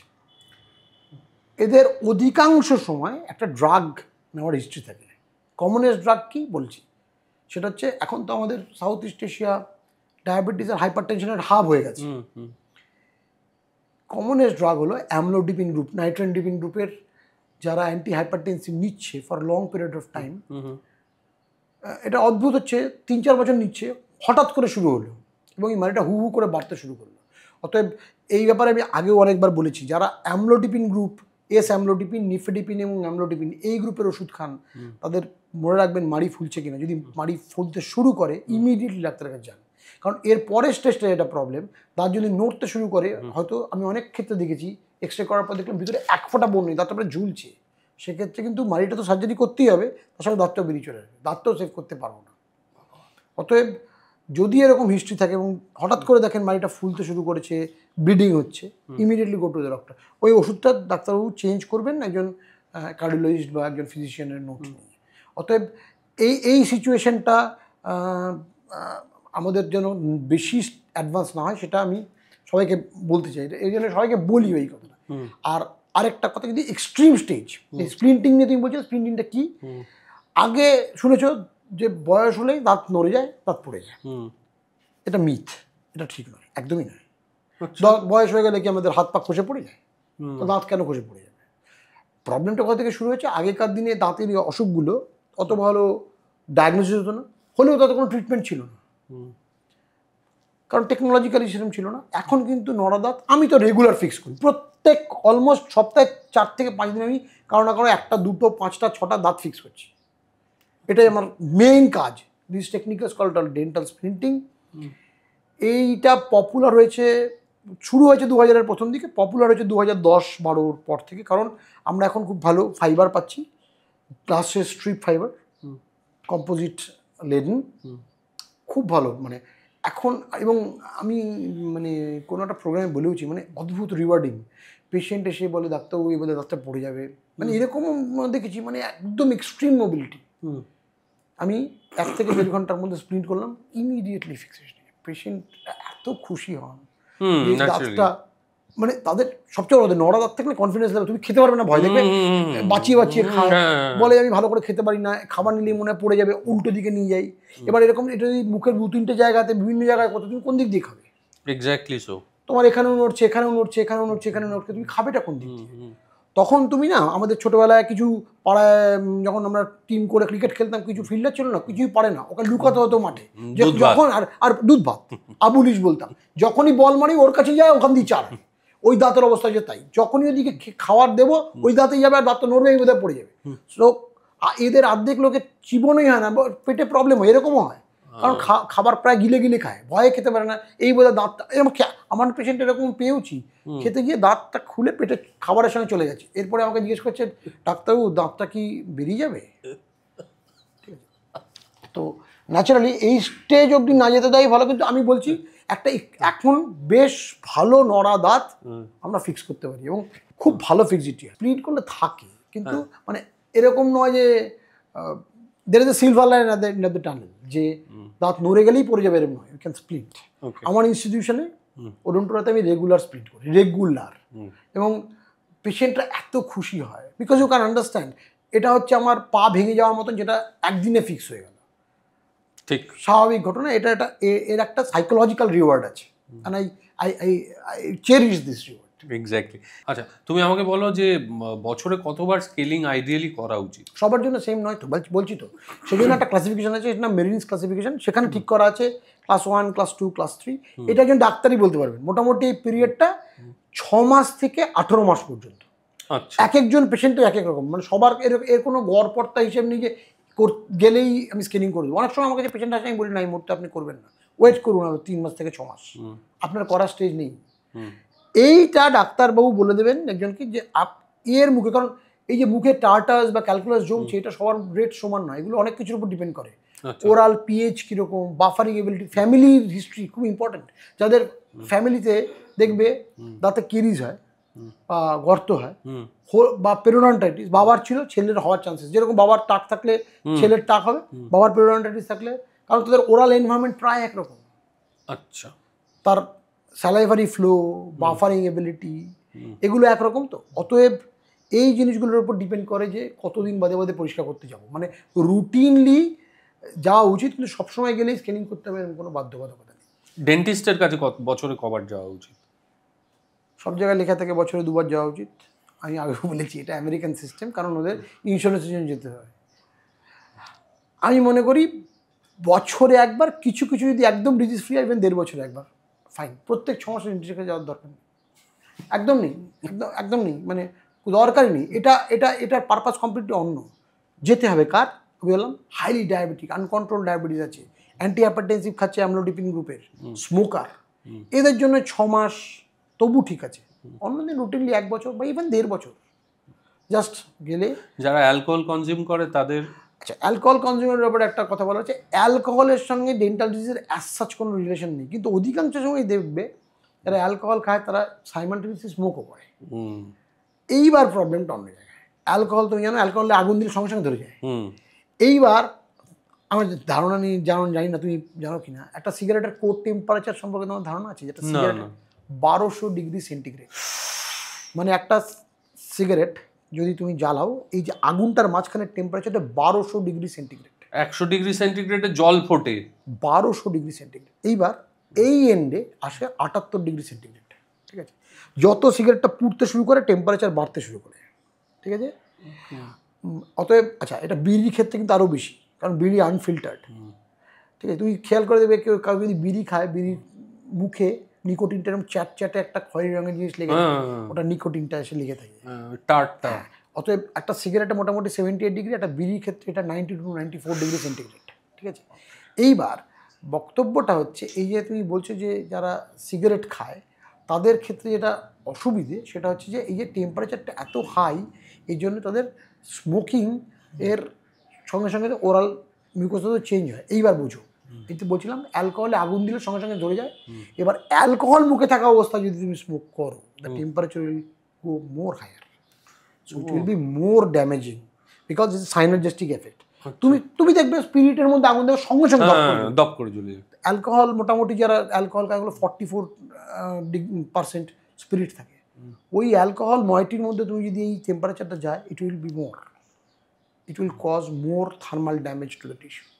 অতএব যদি অ্যালকোহল শুধু খায় অ্যাজ সাচ, স্টাডিতে খুব একটা প্রুভেন নয় যে শুধু অ্যালকোহল খেলে ওরাল ক্যাভিটিতে কী হয়, খুব একটা নয়। এবার যদি ক্রনিক অ্যালকোহলিজমের জন্য যদি অন্য প্রবলেম হয় সেটা আলাদা কথা। না, যেটা অ্যালকোহল নিলে হয় কি, অনেকের পরের দিন সকাল পর্যন্ত সেই অ্যালকোহলের গন্ধটা আসে। হ্যাঁ, সেটা আসবেই, বিকজ তোমার অ্যালকোহলটা বডিতে অ্যাবজর্ব হয়েছে, তো লাঙেও গেছে, তো ওটা তোমার নিঃশ্বাসের গন্ধটা বেরোতে থাকবে। তুমি মুখে যতই করো তোমার নিঃশ্বাসের সঙ্গে বেরোবে, ওটা লাঙের অ্যাবজর্পশন থেকে বেরোচ্ছে, ওটা তুমি আটকাতে পারবে না। ঠিক আছে, এইবার আরেকটা কথা আছে, এই রিসেন্ট একটা স্টাডি 2023-এর শেষে, অ্যালকোহল জল টানে, so it causes dehydration also. হ্যাঁ হ্যাঁ হ্যাঁ এই ডিহাইড্রেশনটা হলে অ্যালকোহল খাওয়ার সময় তোমার কিছু হবে না, নেক্সট ডে মর্নিং, কারণ যদি কোনো সময় হ্যাংওভার ট্যাংওভার হয়, পরদিন সকালে ব্রাশ করতে পারলাম না, উল্টো পড়ে রইলাম, তখন কিন্তু ওরাল হাইজিনের ব্যাকটেরিয়াল কাউন্ট বাড়বে, কারণ অলরেডি ওয়াটার সাক করেছে, প্লাস ওরাল হাইজিন মেনটেন হচ্ছে না, সেক্ষেত্রে কিন্তু ব্যাকটেরিয়াল কাউন্ট বাড়বে। কিন্তু এর সঙ্গে direct cause and effect relation এখনও খুব একটা প্রবলেম না, এখনো খুব একটা প্রবলেম না। হ্যাঁ, এবার তুমি আমাকে বলো যে কোন সময়, মানে আমরা যে ব্রাশিং করি তুমি বলে দিলে, এবং খুব ভালো মিস আমরা আজকে ভাঙলাম বলা চলে, যে টুথপেস্ট দিয়েই ব্রাশ করতে হবে এরকম ব্যাপার নয়, খুব আলতো করে ব্রাশ করতে হবে। তাহলে ফ্লসিং কখন করব? ফ্লস করার কি সত্যি রেগুলার কোর্সে কোনো দরকার আছে? খুব ভালো টপিক তুমি জিজ্ঞেস করেছো বলে আমি বলি। আমি নিজে এতদিন পড়িয়ে এসেছি ফ্লসিং করা রেগুলার করা উচিত, দুটো দাঁতের মাঝখানে ফাঁকে তো ব্রাশ ঢোকে না, কী করা উচিত? আমাদের এই ধারণাটা ভাঙলো এসে, এটা আরেকটা মিথ ভাঙ 2017-18 ইয়ান চ্যাপেল বার্মিংহাম ইউনিভার্সিটিতে একটা স্টাডি করলেন, তাদের একটা বড় গ্রুপ, মাল্টি সেন্টার ট্রায়াল, পুরো ইউকে জুড়ে, মানে আমি বলছি পুরো আয়ারল্যান্ড, স্কটল্যান্ড, সমস্ত, যে ফ্লসিং করলে আর ফ্লসিং না করলে, ওটা স্প্লিট মাউথ ডিজাইন বলে, মানে মুখের একটা দিক ফ্লস করবো আর একটা দিক ফ্লস করবো না একই মুখে, so it's call split mouth design. কী এফেক্টেড হয় দেখা গেল, রুটিন পেশেন্ট, যদি পেশেন্ট অলরেডি পেরিওডাল ডিজিজে পায়োরিয়া হয়ে গেছে, জিঞ্জিভাইটিস হয়ে গেছে, তাদের জন্য ফ্লসিং ইজ ম্যান্ডেটরি। কিন্তু রুটিন পেশেন্টের ফ্লস করলে বা না করলে কোনো ডিফারেন্সিয়েট নেই। এবার তাহলে তুমি বলবে কেন ফ্লস বলা হয়? $1 বিলিয়ন ইন্ডাস্ট্রি, অতএব এটা তুমি এড়াতে পারবে না। লোকে বলবেই তোমার টুথপেস্টে যে কারণে কয়লা আছে, নুন আছে, লবঙ্গ আছে, আর না জানি কি আছে, বেকড রসগোল্লা আছে, সেরকমই তোমার ফ্লসের মধ্যে এমন কিছু আছে যা দিলে তুমি ব্যাকটেরিয়া ভয়ে দূরে সরে যাবে। অ্যাকচুয়ালি তুমি যদি নর্মাল পেশেন্ট হও, তোমার মাড়ির অসুখ না থাকে, তাহলে ফ্লসিং কিন্তু ট্রেডমিলের মতো নয় যে সুস্থ লোকও করলে সুস্থ থাকবে। ও আচ্ছা, ফ্লসিং করলে কি ক্ষতি হবে? উত্তর হচ্ছে না। লাভ হবে? তার উত্তর না, কিচ্ছু হবে না। এইবার ক্ষতিটা হওয়ার চান্সেস বেশি কেন? কারণ ফ্লস দুরকম ফ্লস হয়, একটা হচ্ছে আঙুলি জড়িয়ে করতে হয়, পুরোনো, এখন হ্যান্ডেল বেরিয়েছে। মনে রাখতে হবে মুখের পেছন দিকের ফ্লসের দেখা গেছে ড্যামেজ বেশি, কারণ আমরা কথা বলতে বলতে খেতে খেতে এরমভাবে ফ্লস করে ফেলি, অনেক সময় ফোর্স জোরে হয়ে গেলে কিন্তু মারি ইনজিওর্ড হবে। তো ফ্লসিং করার সময় এটা আমাকে খেয়াল রাখতে হবে, floss has to be gently tuck between the tooth, যদি করতেই হয়, ঠিক আছে? তাও বলি, ফ্লসিং করাটা আসলে ফার্স্ট ওয়ার্ল্ড ফ্যাড, ওরা সবাই সব ফ্লস খাওয়ার পর ফ্লস করে, ঠিক আছে? সবার, হ্যাঁ, কিছু কিছু লোকের ফ্লস দরকার হয়। আমার যেরকম মুখে দুটো সাইডে ফ্লস দরকার হয়, কেন? দুটো দাঁতের মাঝখানে যদি একটু গ্যাপ হয়ে যায়, সেখানে কোনো ফাইব্রাস ফুড খেলে আটকাবে, সেটা কিন্তু ব্রাশ করে বেরোবে না, সেক্ষেত্রে ওইটুকু জায়গার জন্য ফ্লস দরকার। কিন্তু রুটিনলি প্রত্যেকটা দাঁতের মাঝখানে ফ্লস করা, আমার অন্য কোনো দাঁতের অসুখ নেই, অফ নো ইউজ। আচ্ছা, আমরা কোনো ভালো রেস্টুরেন্টে গেলাম, বিরিয়ানি টিরিয়ানি খেলাম, খাওয়ার পর আমাদের স্টাইল হচ্ছে ওই বিল দেওয়ার সময় মৌরি দেয়, কাবাব চিনি দেয়, সঙ্গে টুথপিক দেয়, ঠিক আছে? এই টুথপিক দিয়ে তারপর আমরা এর দাঁতটা খোঁচাই টোচাই, এই ব্যাপারটা কি কীরকম, মানে এটা ভালো না খারাপ না কোনো ব্যাপার না? প্রথম কথা হচ্ছে টুথপিক বলে আমাদের এখন যেটা এখন সব জায়গায় পাওয়া যাচ্ছে, এটা কিন্তু অ্যাকচুয়াল টুথপিক নয়, টুথপিক এরকম দেখতে হয় না। টুথপিক, অরিজিনাল টুথপিক বানানো তো কী গাছ থেকে জানো? গোলাপ গাছের যে ডালগুলো, টুইকগুলো আছে সেগুলো, হ্যাঁ, রোজ উড দিয়ে বানানো। এবার আমাদের এখন যেগুলো বানানো হয়, এই টুথপিকগুলো ঠিক টুথপিক নয়, ঠিক আছে? এটা হচ্ছে মানে ওই চিড়িয়াখানায় যেরকম ব্যোমকেশ উত্তম কুমার জাপানি সেজেছিলেন, কিন্তু আসলে জাপানি নয়, এগুলো হচ্ছে টুথপিকের মতন দেখতে টুথপিক, ঠিক আছে? এরা টুথপিক না বলে এগুলো না কাবাব পিক বলা ভালো, এগুলো দিয়ে আমরা বিয়ে বাড়িতে কাবাব টাবাব পিক আপ করে খাই, ঠিক আছে? এরা টুথপিক হিসেবে খুব কাজে লাগে না। নাম্বার ওয়ান, টুথপিক সবার জন্য নয়, যাদের জন্য ফ্লস নয় টুথপিক তো নয়, কারণ টুথপিক হতে গেলে দুটো দাঁতের ফাঁকটা যে এমব্রাশিওরটা, সেটা ক্লাস 3 মানে অনেকটা বড় হতে হবে, টুথপিকটা অনেকটা বড় হেড, সেই জন্য টুথপিক ইউজ করার একটা সার্টেন ইয়ে আছে। আমরা সবাই যে করি তার মানে আমাদের দাঁতের ফাঁকে খাবার আটকায়, তারাই করে, এটা অকারণে টুথপিক ঢুকবেই না তো, অতটা বড় হেড। যদি টুথপিক ইউজ করতে হয় তাহলে প্রবলেম হলো ইন্ডিয়াতে আর এখনকার দিনে ওই রোজ টুথপিক কিনতে পাওয়া যায় না, কেউ প্রোডাকশন করে না, ওই খাবার রকম হয়, সিনথেটিক একটা প্লাস্টিকের মতো হয়, কিন্তু কোনোটাই কাজের নয়। যদি কারো সত্যি সত্যি অত বড় এমব্রাশিয়ার স্পেস থাকে, তার জন্য আলাদা ব্রাশ আছে, that is called interdental brush, unitufted interdental brush. দেখতে কীরকম, ওই বাচ্চাদের আগে বোতল পরিষ্কার করা হতো, হ্যাঁ হ্যাঁ ওই ব্রাশটাই একদম মিনিয়েচার বটল ব্রাশ বলে না, আমি মিনিয়েচার বটল ব্রাশ। এবং এর ডিফারেন্ট টাইপ অফ শেপ আছে, কোনোটা সিলিন্ড্রিক্যাল, কোনোটা ফার গাছের মতন টেপার্ড, সাইজও আছে। যেরকম এনএস মানে ন্যারো স্পেস, ডাব্লিউএস মানে ওয়াইড স্পেস, সেটা ডাক্তারই দেখে দিতে পারবে, ওটা নিজের মতন ইউজ করা যাবে না। এবার কি একবার ডাক্তার যদি বলে দেয় তারপরে বাজার থেকে কিনতে পাওয়া যায়, খুবই চিপ জিনিসগুলো, কিন্তু ওগুলো সফট। যদি কোথাও আটকে যায়, টুথপিকে যেটা প্রবলেম হচ্ছে, আমি এরকম পেশেন্ট পেয়েছি, টুথপিক করতে গিয়ে ভেঙে গেছে, টুথপিক আর বের করতে পারছে না। আমার কাছে স্যার খুব কষ্ট হচ্ছে, সেই জায়গাটা আটকে গিয়ে আমি দেখছি ফুলে উঠে পুজ হয়ে গেছে। অতএব ওই টুথপিকগুলো ব্যবহার করার আগে এটা আমাকে বুঝতে হবে আমার দাঁত টুথপিক করার মতো কিনা, ঠিক আছে? ওইখানে যেটা দিয়েছে মৌরিটা খাওয়ার জন্য, টুথপিকটা যে সবসময় ব্যবহার করতে হবে এরকম কোনো নেই। মানে এরকম তো নয় যে আমাকে দিচ্ছে বিনা পয়সায় দিচ্ছে মানে আমি আমার দরকার না হলে কি টুথপিক ঢুকে গিয়ে একটু দাঁত থেকে রক্ত বেরিয়ে হ্যাঁ। এবার আমি এই কেসে দেখেছি, এটা তো জিঞ্জাভাল অ্যাপসের সবচেয়ে কমন হচ্ছে দুটো, একটা হলো মাছের কাঁটা খোঁচা খেয়েছি, বাঙালি মাত্র তো আমরা মাছে ভাতে বাঙালি, মাছের কাঁটার খোঁচা খেয়ে ওখানটা ফুলে টোবলা মতো হয়েছে, তার মধ্যে পাস আছে, অথবা টুথপিকের খোঁচা খেয়েছে। অতএব আমার মনে হয় যে জিনিসটায় আমার সত্যি সত্যি দরকারই নেই এবং খোঁচা খেয়ে এরকম কিছু হতে পারে, আমার মনে হয় সেটা যতই আমাকে মৌরির সঙ্গে দিক, ব্যবহার না করলেই চলে। আর বললাম তো টুথপিকটা বেসিক্যালি যে জিনিসটা টুথপিকের জন্য দেওয়া হয় সেই জিনিসটা ঠিক টুথপিক নয়। ওকে, এবার আমরা আসি হচ্ছে যে দাঁত সাধারণত এটা ঠিক কিনা প্রথমে জানবো। অনেকে বলেন যে যেমন আমাদের প্রত্যেকের স্কিন কালার আলাদা আলাদা আলাদা, সেই রকম প্রত্যেক মানুষের ন্যাচারাল দাঁতের রঙও একটু আলাদা আলাদা আলাদা হতে পারে। কারণ সবার যে মিল্কি হোয়াইট টুথ হবে তা নয়, কিন্তু সকলেরই তো স্বপ্ন হচ্ছে এরকম ঝকঝকে সাদা দাঁত। সেই ঝকঝকে সাদা দাঁত পাওয়ার জন্য নানান রকম পদ্ধতি লোকজন ব্যবহার করে। হাতুড়ে পদ্ধতি আছে, মানে হাইড্রোজেন পারক্সাইড ব্যবহার করা, হাইড্রোজেন পারক্সাইড কিনে এনে ওভার দ্য কাউন্টার সেটা ব্যবহার করা শুরু করা। সস্তার ব্লিচ পাওয়া যায়, সেই ব্লিচ ব্যবহার করা। এখন আবার একটা ডেঞ্চার পাওয়া যাচ্ছে খুব পাতলা ফিনফিনে, সেইটা পার্টিতে যাওয়ার আগে জাস্ট বসিয়ে চলে যান, স্ট্রিপ। হ্যাঁ, এবার তুমি আমাকে বলো সত্যি সত্যি কি দাঁতকে সাদা করা যায়? হ্যাঁ, একদম যায়, একদম যায়। Professional tooth whitening is a science. আচ্ছা, সেটা কি রকম? আমি এর উপর লেকচারও করি। আচ্ছা, এর দুটো ফেজ আছে। তুমি যে হাইড্রোজেন পারক্সাইড বললে, হাইড্রোজেন পারক্সাইড ইউজ হয়, কিন্তু তার একটা কনসেন্ট্রেশন আছে, থেরাপিউটিক কনসেন্ট্রেশন। আমি বাজার থেকে যে কোনো হাইড্রোজেন পারক্সাইড নিয়ে মুখে দিতে পারবো না। তাতে যেটা হবে, আশেপাশের আমার যে মিউকোসা সেগুলো পুড়ে যাবে। এবং এর একটা আইসোলেশন মেথড আছে, দাঁতটাকে পুরো আইসোলেট করতে হয়, তার একটা টেকনিক আছে।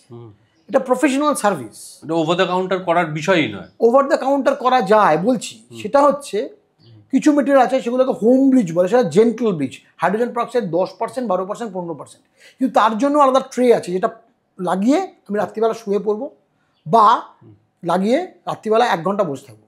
সেই ট্রেটা কিন্তু নিজে থেকে অ্যাডাপ্ট করা যায় না, ওটা মডেলের উপর অ্যাডাপ্ট করতে হবে, ডাক্তারই করে দেবে।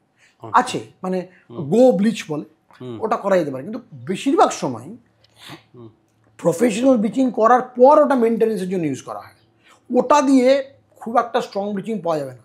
এবার ব্যাপারটা হচ্ছে কি, যদি প্রফেশনাল ব্লিচিং কেউ করায় তাহলে কিন্তু ব্লিচিং, যদি না সে প্রচণ্ড কালার ফুড খায় বা যে সাবস্টেন্সগুলো নিয়ে আমাদের আগে একবার কথা হচ্ছিল যে সিগারেট বা বেশি চা বা কফি, তাহলে কিন্তু সেই ব্লিচের লংজিভিটি মোটামুটি 1 থেকে 1.5 বছর। 1-1.5 বছর? 1-1.5 বছর, তার বেশি থাকবে না। কারণ তোমার পার্টি মেকআপ যেরকম 1 রাতে চলে যায়, আর যেগুলো তুমি বলছো স্ট্রিপ, এগুলো 2 থেকে 3 দিন। কারণ ওতে হাইড্রোজেন পারক্সাইড বা কার্বন পারক্সাইডও থাকবে, তার কনসেন্ট্রেশন এতই কম, ওটা যতটুকু পিগমেন্টগুলো ওইটা সরাবে, tooth will come back to the natural colour. তো এই ব্লিচিং প্রসেসটা কিভাবে হয়? ধরো ব্লিচিং প্রসেসটা হচ্ছে যে আমি দাঁতকে আইসোলেট করলাম, বাকি মাড়ি বা ধরো এই যে সামনের যে দাঁতগুলো, আমি আসলে আমি চাই আমার সামনে ঝকঝকে সামনের দাঁতগুলি করা। এবার আইসোলেট করার পর 2টো ব্লিচের মিক্স পাওয়া যায়, সেটা আমরা প্রফেশনালি মিক্স করে দাঁতের উপরে দিই। এবার কিছু কিছু ব্লিচ আছে যেগুলো শুধু কেমিক্যালি অ্যাক্টিং, দিয়ে ছেড়ে দিলেই হয়। কিছু কিছু ব্লিচ আছে সেগুলোকে অ্যাক্টিভেট করতে হয়, যেন আলাদা লাইট পাওয়া যায়। আচ্ছা, সেটা লাইটটা ডাক্তারের কাছে থাকে, মানে যাদের কাছে থাকে তার অনেক রকম ডিফারেন্ট লাইট আছে। ওই লাইটটা দিলেই তবে মাত্র ওই ব্লিচটা অ্যাক্টিভেটেড হবে। ওখান থেকে নেসেন্ট অক্সিজেন বা বাংলায় বলে জায়মান অক্সিজেন, ওটা বেরিয়ে দাঁতের মধ্যে দাঁতের যে সমস্ত পিগমেন্ট বা স্টিন আছে সেগুলোকে ড্র্যাগ আউট করে বের করবে। আচ্ছা, ঠিক আছে। ব্লিচিং করলে কি এনামেলের ক্ষতি হয়? না, এনামেলের ক্ষতি খুব একটা হয় না, বিকজ এখনকার যে ব্লিচগুলো সেগুলো ভীষণ প্রোটেক্টিভ। তবে হ্যাঁ, পোস্ট ব্লিচিং সেন্সিটিভিটি হতে পারে, তার জন্য যে ডাক্তার করছেন সে মেজার দেবেন যে বলে দেবেন যে পোস্ট ব্লিচিং সেন্সিটিভিটি করে মেনটেন মানে যেন না হয় সেটা করার জন্য, তার জন্য ডিফারেন্ট সিস্টেম আছে, উপরে ভার্নিশ লাগানো যায় বা পোস্ট ব্লিচিং সেন্সিটিভিটির জন্য কিছু কুলকুচি করার ওষুধ আছে। কি প্রচন্ড এক্সপেন্সিভ? মানে দেখো যেগুলো ওয়ার্ল্ড লিডিং সেগুলো খুব এক্সপেন্সিভ নয়, মানে মানে সাধারণ মধ্যবিত্ত মানে মাসে 15-20 হাজার টাকা রোজগার করা মানুষের পক্ষে কি ব্লিচ করা আদৌ সম্ভব? না, বলছি তো একটা ব্লিচ করলে 1.5 বছর থাকে। সো তার অ্যাফোর্ডেবিলিটিও আমি বলছি তোমাকে, আমি রেঞ্জটা বলেই দিচ্ছি। হ্যাঁ বেটার অন ক্যামেরা 6,500-7,000 থেকে 12,000-13,000-এর মধ্যে এরকম রেঞ্জের হয়, ডিফারেন্ট কোম্পানি অনুযায়ী। 1.5 বছর চলবে? 1.5 বছর, 1 থেকে 1.5 বছর যায়। গ্রেট। এবার আমরা যেটাতে আসবো সেটা আমারও সমস্যা, এবং ঠিকমতো বয়সে করা হয়নি বলে আমার দাঁতের শেপ খুব এবড়ো খেবড়ো। এই দাঁতের এবড়ো খেবড়ো শেপটা আমার, কিন্তু যখন ছোটবেলায় দুধের দাঁত ছিল তখন এবড়ো খেবড়ো দাঁত ছিল না, নর্মাল দাঁত ছিল। লেটার অন যখন দাঁতটা পড়ে, দুধের দাঁতগুলো, পিছনের দাঁতটা আগে উঠে গেছিল, এই সমস্ত সমস্যাগুলো হয়েছিল। তার ফলে ফাইনালি পাটিটা এবড়ো খেবড়ো হয়ে গেছে। এবং আমি মানে টেলিভিশন করার সময় শুরুর দিকে আমাকে বলাও হয়েছিল যে এটা কিন্তু তোর একটা প্রবলেম, তুই চেষ্টা কর যদি এটা ঠিক করা যায়। তো আমি তখনকার যারা ডেন্টাল এক্সপার্ট বা ডেন্টিস্ট তাদের কাছে গেছিলাম, কিন্তু তারা বলেছিলেন যে তোমার এই বয়সে আর খুব একটা কিছু করা সম্ভব নয়। Is it true? মানে আমি ধরো আজ থেকে 10 বছর আগে গেছি, মানে আমি না, আসলে আমি বলি, প্রথমে বলে নিই যে কেন হয় থেকে শুরু করি আমরা এটা, যে এইরকম এবড়ো খেবড়োটা হয়ে যায় কেন। আচ্ছা, এবড়ো খেবড়ো হওয়ার দুটো কারণ আছে। একটা হচ্ছে যে শুধু এবড়ো খেবড়ো নয়, আমাদের প্রথমে বুঝতে হবে এটা দাঁতের প্রবলেম কি না। এটা কিন্তু সবসময় শুধু পিওরলি দাঁতের প্রবলেম নয় না। আচ্ছা, এই প্রবলেমটা ডেন্টো অ্যালভিওলার প্রবলেম, মানে দাঁত এবং হাড়ের প্রবলেম। সো এটা আমরা সায়েন্সটাকে বলি অর্থোডন্টিক্স, আসলে it's a combination of orthopaedics and orthodontics. আচ্ছা, সো এবার বলি যে দাঁতের এই প্রবলেমটা কেন হয়। এই কেন হয়টার একটা প্রিলিউড আছে আর একটা ফ্যাক্টয়েড আছে। ফ্যাক্টয়েডটা বলি, তারপর প্রিলিউডটা বলছি। ফ্যাক্টয়েডটা হচ্ছে দুটো কারণ হতে পারে, মেজর দুটো কারণ। একটা হচ্ছে এই তুমি বলছিলে আমার দাঁত পিছন দিয়ে উঠে গেছে। একটা হচ্ছে দাঁতে যে সময়ে দুধ দাঁতটা পড়ার কথা এবং যে সময় আমার পার্মানেন্ট দাঁতটা ওঠার কথা, এই যে ক্রোনোলজিক্যাল সিকোয়েন্স, এটা একটা বয়স আছে, প্রত্যেকটা চার্ট আছে আমাদের কাছে, কোন দাঁত কখন পড়বে, কোন দাঁত কখন উঠবে। এটা যদি কোনো কারণে আগু পিছু হয়, এই যে পেছন দিকে দাঁত উঠে যাচ্ছে, ওপরে দাঁত উঠে যাচ্ছে, ভেতর দিক থেকে দাঁত বেরিয়ে যাচ্ছে, এইটা যদি হয় দুধ দাঁতটা কোনো কারণে পড়লো না বা তার রুটটা রিজর্পশন হলো, মানে ঘটনাটা কীরকম? ঘটনাটা হচ্ছে দুধ দাঁতটা নিচে পার্মানেন্ট দাঁতটা আসবে এবং এই পার্মানেন্ট দাঁতটা ওঠার জন্য প্রেশার দেবে, তাতে দুধ দাঁতের যে রুটটা সেটা রিজর্পশন বা ক্ষয়ে যাবে, তবে না দাঁতটা পড়বে। এবার যদি পাঁচটা অন্যরকম থাকে বা কোনো কারণে এই ফোর্সটা কম থাকে বা এই ওপরের দাঁতটার রেজিস্ট্যান্স বেশি থাকে। রেজিস্ট্যান্স কখন বেশি হবে? আমি চিবিয়ে খাবার খাই না, আমি ওপর থেকে ফোর্স, নিউটনের থার্ড ল কী বলে, ওপর থেকে আমি যত ফোর্স দেবো তার ইকুয়াল অ্যান্ড অপোজিট ফোর্স আসবে, আমি সেই ফোর্সটা দিই না, তাহলে কিন্তু রুট রিজর্পশন কম হবে। তাহলে ক্রোনোলজিক্যাল এজে যে সময় দাঁতটা পড়ার কথা সে সময় পড়বে না, যে সময় দাঁতটা ওঠার কথা সেই সময় উঠবে না। এবার যদি সময়টা গন্ডগোল হয় তাহলে একটা হতে পারে। আর হচ্ছে আমাদের একটা বুঝতে হবে, আমাদের দাঁত পড়া শুরু হয়, দুধ দাঁত পড়া শুরু হয় 5.5-6 বছর বয়স থেকে, মোটামুটি ওঠা শেষ হয় সেকেন্ড মোলার পর্যন্ত। আক্কেল দাঁতটা পড়ে সেকেন্ড মোলার পর্যন্ত 12 বছর বয়সে। জয়ের গ্রোথটা কিন্তু, মানে নিচের চোয়াল এবং ওপরের চোয়াল, এই গ্রোথটা কিন্তু 19.5-20, ছেলে মেয়েদের একটু 6 মাস 1 বছর প্লাস মাইনাস আছে, এই বয়স পর্যন্ত চলতে থাকে। এইবার ব্যাপারটা হচ্ছে এর প্রিলুডটা যেটা বলছিলাম, যেটা গন্ডগোল, সেটা হচ্ছে আমাদের দাঁতের শেপ এবং সাইজ আমরা একটা বাবার থেকে পাই, একটা মার থেকে পাই। আচ্ছা, এবার জেনেটিক্যালি যেহেতু আলাদা এবং আমাদের জ সাইজটা গাইডেড হয় মোস্টলি ফ্রম ফাদার।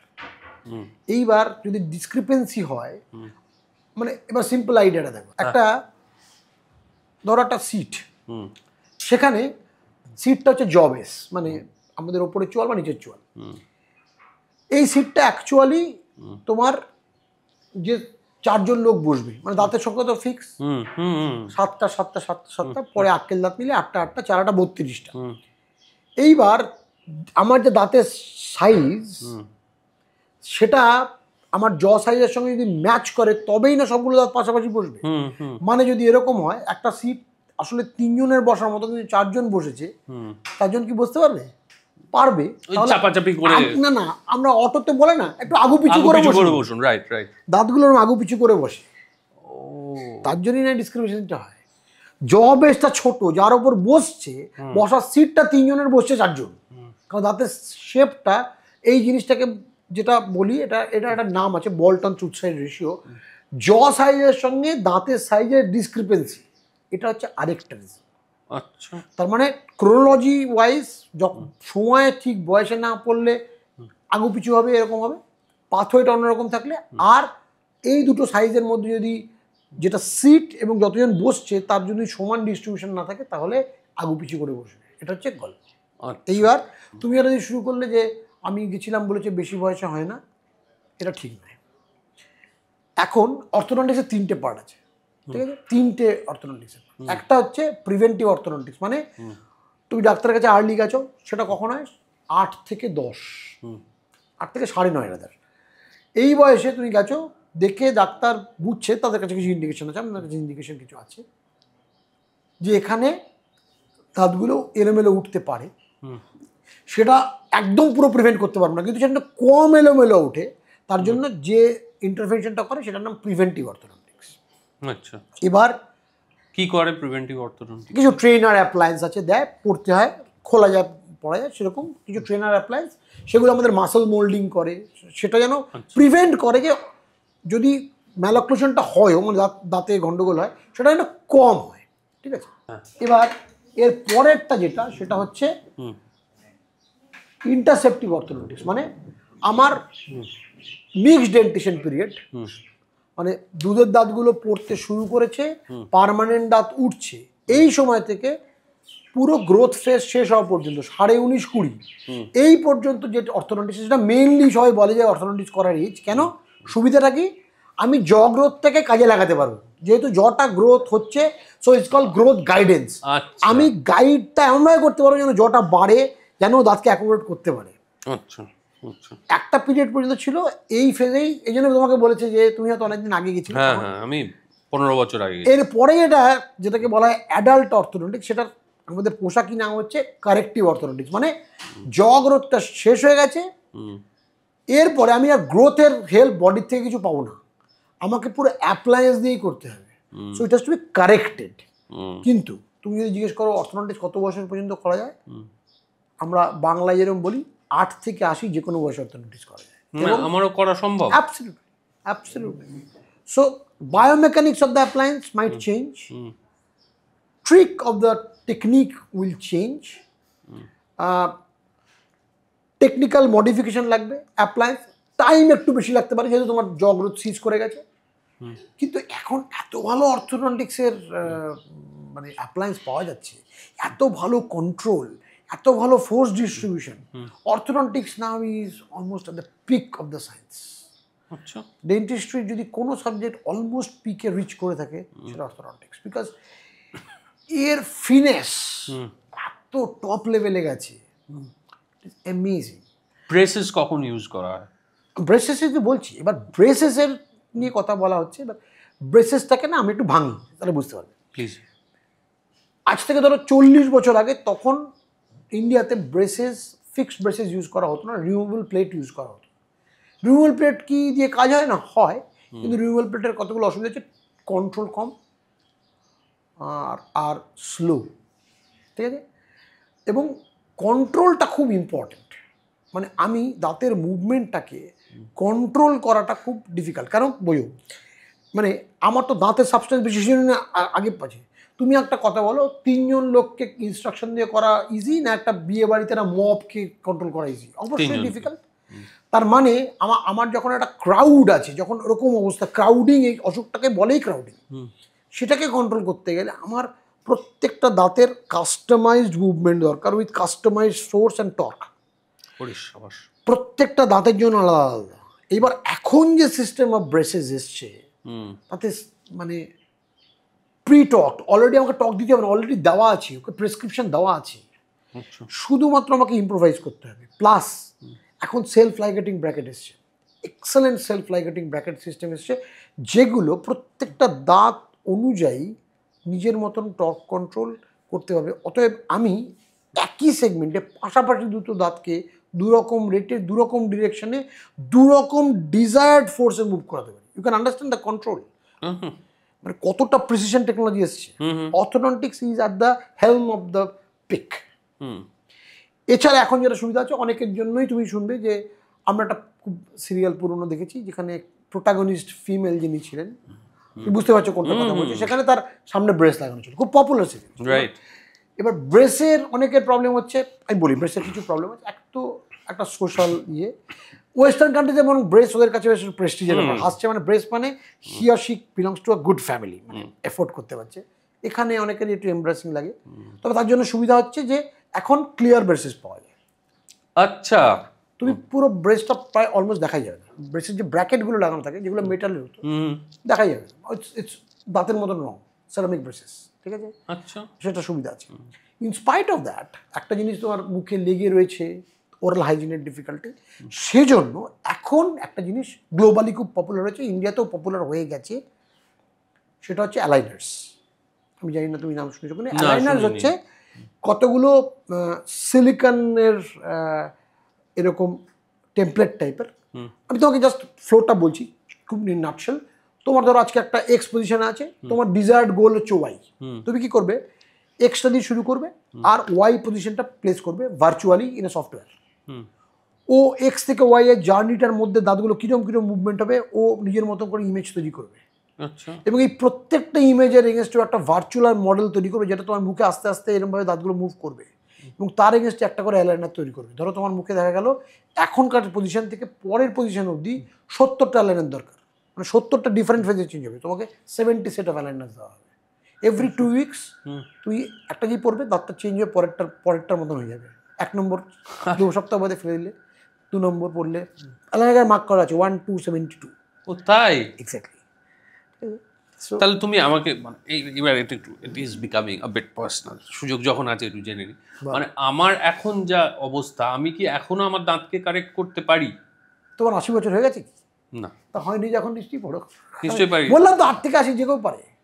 আচ্ছা, 100% and with excellent precision and control. হ্যাঁ, যেটা আমাদের যেটা ধর শুধু আমি কেন, আমাদের মতো অভিনেতা অভিনেত্রীরা বা আমাদের প্রফেশনে যারা আছে, আমার মতো যারা আছে বা যারা মডেল হচ্ছে, যারা আপকামিং মডেল হচ্ছে, তাদের পক্ষে না ওই একটানা ব্রেসেস পরে থাকা ইজ ইম্পসিবল। অ্যাবসলিউটলি, সেজন্যই অ্যালাইনার এসছে। Aligner is a technique which has been, ইংরেজিতে একটা শব্দ আছে সেরেন্ডিপিটি, মানে আমি একটা জিনিস আবিষ্কার করতে গিয়ে একটা জিনিস আবিষ্কার করে ফেলেছি। অ্যালাইনার এভাবেই আবিষ্কৃত হয়। এই aligner has been invented in serendipity. এবার অ্যালাইনারের সুবিধাটা যেটা সেটা হচ্ছে, অ্যালাইনার তোমার একটা কোনো শ্যুট আছে, তুমি অ্যালাইনার খুলে রাখলে, তোমার 5 দিন 10 দিন 20 দিন তোমার ক্যামেরার সামনে তুমি যাবে, অ্যালাইনার খুলে রাখলে, পড়লে না কদিন। এবার তোমার যদি মনে হয় দাঁত একটু মুভ করে গেছে, তুমি একটা অ্যালাইনার ব্যাকে যাও। আচ্ছা, তোমার এখন 17 নম্বর অ্যালাইনার পড়ার কথা, তুমি পড়তে 2 সপ্তাহ, তুমি আবার 15 নম্বর দেখো যেটা কোনটা ফিট করছে। তুমি আগেরটা 17 নম্বরটা ফিট করছে না, বিকজ দাঁত নড়ে গেছে, তুমি 16তে ফিরে যাও, 16 না ফিট করলে 15 পড়ো, আবার দাঁত চলে যাবে, মানে তোমার 2 সপ্তাহ পিছিয়ে গেল, বেশি সময় লাগবে। You can control, you can control. This is fantastic, this is fantastic, actually fabulous. আর সেই সঙ্গে এটা তুমি একটা মেজর জিনিস বললে আমাকে, এর আমরা একটা পরের স্টেপে চলে যাব, পরের সেগমেন্টে চলে যাব রাদার, কিন্তু তার আগে আমি যেটা জেনে নিতে চাই, এরকম কি কোনো কুইক ফিক্স আছে? ধরো পার্টিতে যাব, আমার একটু দাঁতটা সাদা হওয়া প্রয়োজন, মানে টেম্পোরারি কোনো ফিক্স আছে? হ্যাঁ হ্যাঁ আছে তো, পার্টি স্ট্রিপ পাওয়া যায় তো। Party you can use strip, সেগুলো খুব gentle, it will make your, তোমার দাঁত সাদা করবে, 48 ঘন্টা থেকে 72 ঘন্টা থাকবে। ক্ষতি করে কি? না না, ওগুলো ভীষণই জেন্টল, ওইটুকুই 48 মানে তুমি যদি মনে করো স্ট্রিপ লাগিয়ে 3 সপ্তাহ দাঁত সাদা থাকবে, হবে না না, ঠিক আছে। আর 3 সপ্তাহ টানা পার্টি করলে তুমি এমনি অজ্ঞান হয়ে যাবে, ঠিক আছে। তো তুমি লাগালে ওই 3 দিন থাকবে, ঠিক আছে। মানে একটা রাতের জন্যই ধরো প্রয়োজন। হ্যাঁ ইটস ফাইন, অ্যাবসলিউটলি। এবং এটা মানে সাইড এফেক্ট নেই, না না, ওগুলো ভীষণ জেন্টল হয়, ওইটুকু লাগালে ওইটুকুই হবে। তারপর খুলে ফেলে দিলাম, স্ট্রিপটা তো তাই, স্ট্রিপটা 2 ঘন্টা লাগাতে হয়, খুলে ফেলে। ও ওকে, মানে তাতে যে দাঁতের এনামেলের ক্ষতি হয়ে যাবে? না না না, বেশ জেন্টল হাইড্রোজেন পেরোক্সাইড। ওকে ওকে, গ্রেট গ্রেট গ্রেট, এইটা ভীষণ জানার কথা ছিল। এবার আমরা এতক্ষণ কারেকশনাল কসমেটিক্স এই সমস্ত বিষয়গুলোতে থাকলাম, এবার আমরা একটু সিরিয়াস দিকটা আস্তে আস্তে ঢুকি। এবার হচ্ছে দাঁতের সমস্যা। এতক্ষণ পর্যন্ত ঠিক আছে, এবার যত বয়স বাড়তে থাকে তত দাঁতের এবার ট্রিটমেন্টের প্রয়োজন হতে শুরু করে, দাঁত দুর্বল হতে শুরু করে, এবং আমাদের দাঁতে ক্যাভিটি তৈরি হয় অনেক সময়। এই ক্যাভিটিটার ক্ষেত্রে ট্রিটমেন্ট আমি যেটুকু জানি সেটা হচ্ছে ইনিশিয়াল স্টেজে বলা হয় যে ফিলিং করে দেওয়া। কারেক্ট। হ্যাঁ, তো এই ফিলিং এর কেসটা কি, এটা কি করা হয় বেসিক্যালি? আচ্ছা, আমি ডিসকাশনে একবার বললাম যে এনামেল যদি চলে যায়, এনামেলটা কিন্তু আর তৈরি হবে না। এবার যে ক্যাভিটিটা তো একটা ব্যাকটেরিয়াল ডিজিজ, কেরিসটা একটা ব্যাকটেরিয়াল হয় কেন? ব্যাকটেরিয়াল ডিজিজ মানে তোমার ব্যাকটেরিয়ালটা অ্যাকুমুলেশন হচ্ছে, পিএইচ ড্রপ করছে, অ্যাসিডিক এনভায়রনমেন্ট হচ্ছে, ব্যাকটেরিয়াটা টুথ মেটেরিয়ালটাকে খাচ্ছে, পরিষ্কার খুঁড়তে খুঁড়তে ভেতরে ঢুকছে। এবার দাঁতের বাইরে ক্রাউনে 3টে লেয়ার, একদম বাইরে এনামেল, এটা hardest substance of the human body. হ্যাঁ, বোন নয় কিন্তু, enamel is hardest substance of the human body. তারপরে ডেন্টিন, তারপরে মাঝখানে সফট পাল্পটা আছে, ওর মধ্যে নার্ভ আছে, ব্লাড ভেসেল আছে। এবার এটা খুঁড়তে খুঁড়তে ঢুকছে। এবার যদি এরকম হয় যে আমাকে কী করতে হবে অ্যাজ এ ডক্টর? আচ্ছা, প্রথম কথা হচ্ছে কেরিস কি প্রিভেন্টেবল?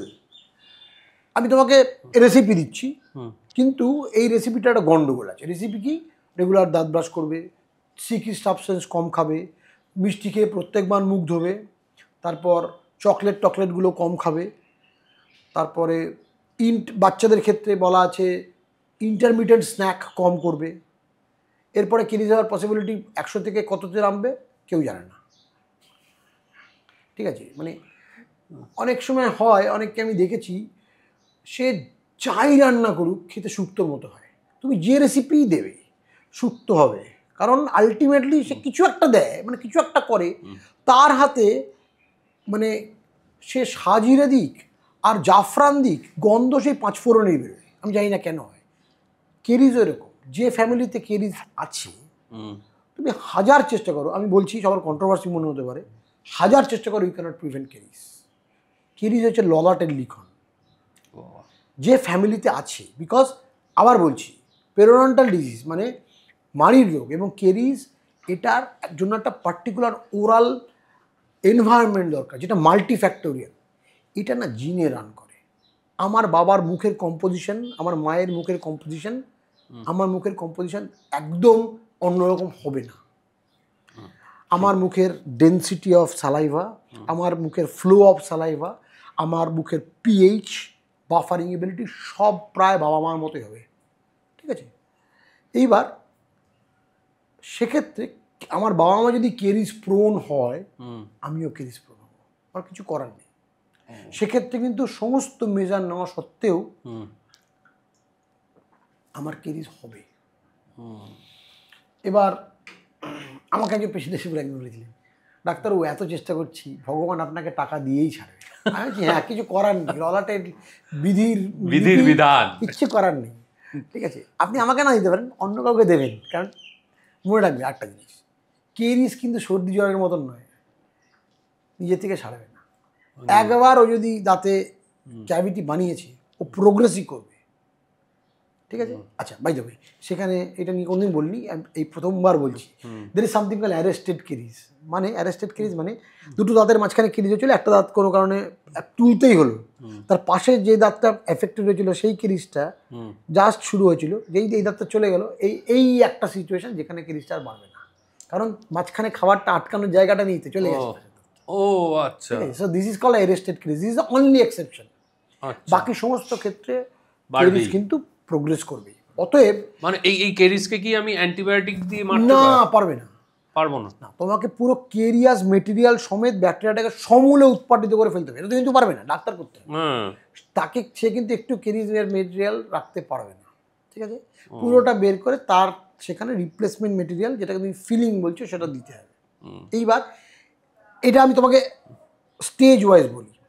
এর পরের স্টেজটা হচ্ছে প্রায় ভিতরে যে কোর পাল্পটা, তার কাছে কেরিজটা পৌঁছে গেছে। ঠিক আছে, সেখানে যদি পৌঁছায় তুমি দেখতে পাচ্ছ পাল্পের হিউ দেখা যাচ্ছে, হালকা একটা পিঙ্ক কালার দেখা যাচ্ছে, পাল্পে তো রেড ব্লাড আছে যেহেতু, সেক্ষেত্রে আমরা করি কি, সেক্ষেত্রেও রেস্টোরেশন করা যায়। ইভেন এখন পাল্পটা এক্সপোজ হয়ে গেলেও রেস্টোরেশন করা যায়, সবসময় যে আরসিডি করতে হয় তা না, বলছি সেটাই বলছি। So that is a new kind of a revelation. এবার এরকম যদি প্রায় বর্ডার লাইন, সেক্ষেত্রে কিছু মেটেরিয়াল আছে যে মেটেরিয়ালগুলো এই যে আমি এনামেলের পরে স্তর ডেন্টিনটাকে আবার তৈরি করবে, এনামেল তৈরি হবে না, ডেন্টিনটা তৈরি হবে, ডেন্টিনটা তৈরি হবে। অতএব আমার এই থিকনেস অফ ডেন্টিনটা আছে পাল্পের উপরে, দিস উইল গেট থিকেন্ড। কিছু মেটেরিয়াল আছে এমটিএ, বায়োডেন্টিন, হ্যাঁ, এই মেটেরিয়ালগুলো দিয়ে করা যায়। রেস্টোরেটিভ মেটেরিয়াল নিয়ে তোমাকে দুটো কথা বলি। ছোটোবেলা থেকে শুনে আসবে যে সিলভার দিয়ে ফিলিং হতো আগেকার দিনে, এখন কিন্তু সিলভার দিয়ে ফিলিং আস্তে আস্তে আর হবে না, কারণ সিলভারটার সঙ্গে অ্যালয়টার সঙ্গে মার্কারি মিক্স করতে হবে। ও বাবা। এইবার গ্লোবাল এজেন্সিরা ইন্ডিয়াতে অলরেডি এবছর থেকে মার্কারির ইউজটা, কারণ ফ্রি মার্কারিটা ওখান থেকে বেরোয়, মার্কারির ইউজটা আস্তে আস্তে না করে, কারণ মার্কারি ইজ টক্সিক তো। এক্স্যাক্টলি, এই জন্য মার্কারি ইউজটা বন্ধ করা হচ্ছে। এখন আমরা অধিকাংশ সময় কোনো একটা গ্লাস আয়নামার সিমেন্ট বা কম্পোজিট রেজিন মেটেরিয়াল দিয়ে বন্ড করে করি, ঠিক আছে। এবার যে প্রসঙ্গটা নিয়ে বলছিলাম, এই মাঝখানে টুয়াইলাইট জোনটা নিয়ে কথা বলি। টুয়াইলাইট জোনটা ছিল আগে পাল্পটা এক্সপোজ হলেই আমরা রুট ক্যানাল করতাম, এখন সেটা হচ্ছে না। There is a technique that has been evolved in last 10 years call VPT, vital pulp therapy. মানে পাল্পটা এক্সপোজ হওয়া সত্ত্বেও আমরা যদি এরকম কোনো মেটেরিয়াল দিতে পারি যে মেটেরিয়ালটা পাল্পকে ঠান্ডা সুস্থির করবে এবং পাল্পটা রিয়াক্ট করবে না এবং ইনফেকশন থাকলেও সেটাকে কিছুটা কন্ট্রোল করবে, তার জন্যই বলছিলাম বায়োডেন্টিন বলে কিছু মেটেরিয়াল আছে ভিপিটি। প্লাস এখন এগুলো শুনে থাকবে হেয়ার ইউজ হয় পিআরপি, পিআরএফ, এগুলোর মধ্যে রিজেনারেটিভ পোটেনশিয়াল আছে, পিআরএফ দিয়েও ভাইটাল পাল্প থেরাপি হচ্ছে। আচ্ছা, ওকে। সো রুট ক্যানাল ট্রিটমেন্ট করার ইন্ডিকেশনটা আগের থেকে কিছুটা কমে এসছে। এবার যেটা বলার সেটা হচ্ছে যে রুট ক্যানাল ট্রিটমেন্ট আমি কখন করবই, রাইট, যখন অ্যাকিউট পালপাইটিস হয়েছে, ইররিভার্সিবল পালপাইটিস। ইররিভার্সিবল পালপাইটিস মানে পালপাইটিস দুরকম, মানে পালপাইটিস মানে পাল্পের ভিতরে যেটা ইনফ্লামেশন ঢুকে গেছে। এবার রিভার্সিবল মানে সেটাকে আমি রিভার্স করতে পারি, সেগুলো ভিপিটির জন্য আইডিয়াল। ইররিভার্সিবল মানে সেই পাল্পটাকে আমি আর তৈরি করে নতুন করে ওপরে ফিলিং করতে পারি না। Mind it, irreversible pulpitis is irreversible till we don't find the way to make it reversible. আচ্ছা, মানে finally end of the day পুরোটাই মানুষের রিভার্সিবল হবে একদিন না একদিন। মৃত্যু তখনই এই কারণে হয় কারণ আমাদের ডাক্তারি শাস্ত্র মানুষকে চিরকাল বাঁচিয়ে রাখার সলিউশন পারিনি। রাইট, আমরা যদি মৃত্যুঞ্জয় কিছু বানাতে পারি তাহলে মানুষ কোনোদিন মরবে না। তুমি জানো এক ধরনের জেলিফিশ আছে প্যাসিফিকে পাওয়া যায়, সেই জেলিফিশের কোনো মৃত্যু হয় না। ও তাই? একদম হয় না।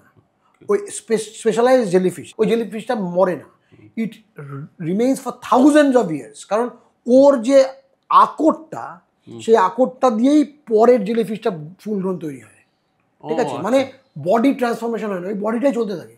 আচ্ছা, সো আমরা মানুষের জন্য এখনো কিছু বানাতে পারিনি। পাল্পের যদি এরকম কিছু বানাতে পারি সেদিন আর ইররিভার্সিবল পালপাইটিস বলে কিছু থাকবে না, ঠিক আছে। আমরা তো সায়েন্সে প্রত্যেক দিন নতুন কিছু বানাবো চিন্তা করি, হতে পারে আজ থেকে 10 বছর বাদে তুমি আবার বসবো, সেদিন আর ইররিভার্সিবল পালপাইটিস বলে কিছু নেই। কিন্তু অ্যাজ অফ নাও ইররিভার্সিবল পালপাইটিস হলে রুট ক্যানাল ট্রিটমেন্ট করতে। এবার রুট ক্যানাল ট্রিটমেন্টটা কি? রুট ক্যানাল ট্রিটমেন্টটা হচ্ছে আমার যে দাঁত, তাতে ক্রাউন আছে যেটা আমি মুখে দেখতে পাই, রুটটা হাড়ের মধ্যে আছে, এর মধ্যে কিছু টিউবেলের মতন আছে, সেগুলোকে আমরা বলি রুট ক্যানাল। এর ওপরটা একটা জায়গায় 4-5টা টিউবেল, এক একটা দাঁতের এক রকম নাম্বার অফ টিউবেল, উপরে গিয়ে একটা রকম বড় চেম্বারের মতো, এই ঘরটার মতো, তাকে বলি পাল্প চেম্বার। সেখানে পাল্পটা গিয়ে থাকে। রুট ক্যানাল ট্রিটমেন্টটার যদি আইডিয়াল বলো, সমস্ত পাল্পকে বের করব, এই যে ক্যানালগুলো আছে এগুলোকে ভালো করে শেপিং করব, স্যানিটাইজ করব। না, এবার পুরোটা এবার আমরা বাংলায় শুনবো, আমরা বাংলা করি। প্রথমে ক্লিন করব মানে কি? বেসিক্যালি ড্রিল করে করে ওটাকে বের করে দেব? না, আগে আমি ঢুকলাম ভেতরে ঢুকলে কিভাবে ড্রিল উপর থেকে ড্রিল করে ফুটো করে ওটা শেপ আছে বের করতে আরম্ভ করে। না, পাল্পটা তো অলরেডি নষ্ট হয়ে গেছে। হ্যাঁ, এবার আমি ক্যানালটার মধ্যে ঢুকলাম, ঢুকে তার জন্য স্পেসিফিক কিছু ফাইলস আছে যেগুলো দিয়ে এই ক্যানালটাকে শেপিং করতে হয়, তো ভেতরে আকারটা তৈরি করব। এক্স্যাক্টলি, ক্যানালটার যে শেপ আমাকে দিয়েছে সেই শেপে যদি রাখি, ক্যানালগুলো এতটাই সরু, আমাকে ভেতরটা ভালো করে ইরিগেট করতে হবে, তো ধুতে হবে। আচ্ছা, আমার যে জিনিসটা দিয়ে ধোবো সেটা স্যালাইন হোক বা সোডিয়াম হাইপোক্লোরাইট হোক, সেটা ভলিউম যেতে হবে, তো তবে না ও ব্যাকটেরিয়াগুলোকে অ্যালং উইথ খারাপ পাল্প টিস্যুকে বের করতে পারবে। বোঝা গেছে? মানে আমি তোমাকে একটা খুব ছোট এক্সাম্পল দিলে তুমি বুঝতে হবে। ধরো আমি একটা জায়গায় দেখছি ভিতরে নোংরা হয়ে আছে, ঠিক আছে? এইবার আমার কাছে দুটো অপশন আছে। একটা হচ্ছে আমি জায়গাটাকে বড় করে একটা হোস পাইপ দিয়ে পুরোটা ভিতরে দিতে পারি, অথবা একটা ছোট্ট ফুটো করে ছোট পাইপ দিয়ে দিতে পারি। কোনটা দিয়ে বেটার দেওয়া হবে? অবশ্যই হোস পাইপ দিয়ে। তাহলে এই ক্যানালটা যদি শেপিং করে আমি এরকম করতে না পারি যেখানে আমার যেটা দিয়ে ধোবো সেই ইরিগেশনটা অনেক ভলিউমে ঢুকবে, তাহলে কিন্তু ভেতরটা ভালো পরিষ্কার হবে না। সেই জন্যই শেপিংটাকে, এটাকে বলে বিএমপি, বায়োমেকানিক্যাল প্রিপারেশন। বেশ। এর পরের পার্টটা হলো সিএমপি, কেমোমেকানিক্যাল প্রিপারেশন। মানে আমি আগে শেপটা করলাম, এইবার ভেতরটা পরিষ্কার করব। তার জন্য আমি different type of fluid use করব, যেগুলো অ্যান্টিব্যাকটেরিয়াল, সোডিয়াম হাইপোক্লোরাইট, ক্লোরেক্সিডিন এবং স্যালাইন, নর্মাল স্যালাইন, এগুলো দিয়ে পরিষ্কার হলো। এইবার জায়গাটা, তার মানে কি অ্যাকচুয়ালি আমি কী করছি বোঝো, আমি বলছি কোন ঘটনার সঙ্গে এটার মিল আছে পরে। এইবার আমি জানি না অরিজিনাল যখন রুট ক্যানাল ট্রিটমেন্ট তৈরি হয়েছিল তখন সেই ঘটনাটা ফলো করেই হয়েছিল, কিন্তু আজকের দিনে আমরা উদাহরণটা দেখো, তুমি বুঝবে কোথায় এই জিনিস করা হতো। এই জিনিসটা আজকের নয়, হাজার হাজার বছরের পুরনো টেকনিক। ইজিপ্টে ইউজ হতো মামিফিকেশনে। মানুষটা মরে গেল, তার বডির ভিতর থেকে সমস্ত অর্গান বের করে নিলাম, ভেতরটা ধুলাম, ধুয়ে তার মধ্যে কিছু কেমিক্যাল দিলাম, দিয়ে কাপড় দিয়ে র্যাপ করে ভেতরে দিয়ে বন্ধ করলাম। So this is the same thing we are doing, we are mummifying the tooth. তার ভেতরে যে প্রাণটা চলে গেল, তার তো মরে গেছে, ডেড। তার মানে কি ওই যে ভেতরে যে নার্ভ টিস্যুজ আছে সেগুলোকেও কি তোমরা মেরে দিচ্ছ? তো মরে গেছে ব্যাকটেরিয়াল ডিজিজে, তার জন্যই আমি বের করছি। এই জন্য ব্যথা হচ্ছে, নার্ভ টিস্যুটা আছে বলে। নার্ভ টিস্যুটা তার সঙ্গে যত ডেড ব্লাড ভেসেলস এবং ব্যাকটেরিয়া সব পরিষ্কার করে। এইবার ভেতরে কিছু ইনার্ট মেটেরিয়াল যেরকম মমিতে করতো, ভেতরে বিভিন্ন রকম ভেষজ জিনিস, রাসায়নিক জিনিস, সেরকমই আমরা রাবার গাছ, এক ধরনের স্পেশালাইজ রাবার বলে, গাটা পারচে বলে, সেটা দিয়ে পুরো। এখন অবশ্য গাটা পারচা ছাড়াও এমটিএফ দিয়ে ফুল ফিল করা হচ্ছে, সারা পৃথিবী জাপানেই করা হয় একজন স্পেসিফিক লোকের। তো পুরো ফিল করে দিলাম। এইবার জিনিসটা, এইবার তাহলে তুমি বলে দাঁতটা তো মরে গেল, দাঁতটা তাহলে মুখের মধ্যে থাকছে কি করে? দাঁতটা পুরো মরেনি, দাঁতটা যে হাড়ের মধ্যে আছে, তোমাকে প্রথমে বলছিলাম যে লিগামেন্ট দিয়ে লেগে আছে, ওইগুলো তো বেঁচে আছে। রুট ক্যানাল যখন করা হয়, তুমি বললে এই প্রসেসগুলোকে মেনটেন করা হয়। এবার তারপর ফাইনালি তোমরা একটা ক্যাপ পরিয়ে দাও, একটা ক্রাউন পরিয়ে দাও। এই ব্যাপারে আমার একটা কথা বলে আছে, ক্রাউন পরানোটা কিন্তু ইজি ফিক্স, কারণ ক্রাউন কাটা সোজা। ক্রাউন কিন্তু খুব ভালো ফিক্স নয় বলি কেন? ক্রাউনের সবচেয়ে বড় অসুবিধা, এটা আমি অনেক জায়গায় অনেকবার বলেছি, যারা রিয়েলি ফার্স্ট ওয়ার্ল্ডের ভালো কনজারভেটিভ ডেন্টিস্ট তারা কিন্তু ক্রাউন বানানোটা প্রায় কমিয়ে দিয়েছে। আচ্ছা। কারণ ক্রাউন হচ্ছে 360 ডিগ্রি প্রিপারেশন, মানে দাঁতটাকে চারিদিক থেকে কেটে আমাকে ছোটো করতে হবে। এইবার অনেক সময় এরকম হয় যে রুট ক্যানাল করার পরে আমাকে তো একটা বড় হোল বানাতে হয়েছে রুট ক্যানালটা করার জন্য, এবং যেটা কেরিয়াস ক্যাভিটি ছিল সেই মেটেরিয়ালটাকে পুরো ফেলার জন্য।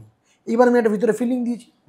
এইবার দেখা যায় অনেক সময় দাঁতটার খুব কম অংশ বেঁচে আছে। এইবার যদি আমি 360 ডিগ্রি প্রিপারেশন করি, ওপরেও কাটি, সাইডেও কাটি, সামনে পেছনে সব দিকেই কাটি, সেক্ষেত্রে আলটিমেটলি দাঁতের স্ট্রাকচার যেটা পড়ে থাকবে সেটা খুব কম। অতএব এরকম ক্রাউন কিন্তু অধিকাংশ সময় 3 বছর, 4 বছর, 5 বছর, 7 বছর মধ্যে মট করে ক্রাউন স্ট্রাকচার শুদ্ধ ভেঙে হাতে চলে আসে আমার কাছে। এবং আমি জানি অন্য ডেন্টিস্টদের কাছেও এন নাম্বার অফ টাইমস এই জিনিস হয়ে যাচ্ছে। কিন্তু তাহলে কেন ক্রাউন কাটা হয়? কারণ ক্রাউন কাটা মনে রাখতে হবে, ক্রাউনটা যখন কাটি এতখানি মার্জিন, এতগুলো ভালনারেবল পয়েন্ট। একটা কেল্লার যদি 100 দরজা থাকে, তাহলে 100 দরজা দিয়ে শত্রুর আক্রমণ হওয়ার সুযোগ থাকে। সেই জায়গায় যদি মাত্র 3টে দরজা থাকে, তাহলে আমি প্রহরীদের 3টে দরজা দিলে অনেক বেশি স্ট্রং আমার ডিফেন্স হবে। সেক্ষেত্রে আমরা এখন অ্যাডিটিভ ম্যানুফ্যাকচারিং করছি। অ্যাডিটিভ ম্যানুফ্যাকচারিং মানে কি? দাঁতের যে অংশটুকু নেই আমি পুরো দাঁত থেকে কাটবই না, শুধু সেই অংশটুকু স্ক্যান করে আমি বানিয়ে নেব। আচ্ছা। এবং যেহেতু এখন বন্ডিং টেকনোলজি এত ফাস্ট, আগের মতো সিমেন্ট করতে হয় না, উই ক্যান বন্ড ইট। সেই মেটেরিয়ালটুকু, ওই ছোট্ট একটা স্ট্রাকচার, এগুলো নাম আছে, ইনলে বলে, অনলে বলে, তারপর ভিনিয়ারলে বলে, ভনলে বলে, ওভারলে বলে, এরকম নাম। সেগুলো হচ্ছে যতটুকু অংশ আমার কাটা গেছে ঠিক ততটুকু অংশ আমি ম্যানুফ্যাকচার করবো। এটা অ্যাডিটিভ ম্যানুফ্যাকচারিং, আমি অ্যাডিং সামথিং।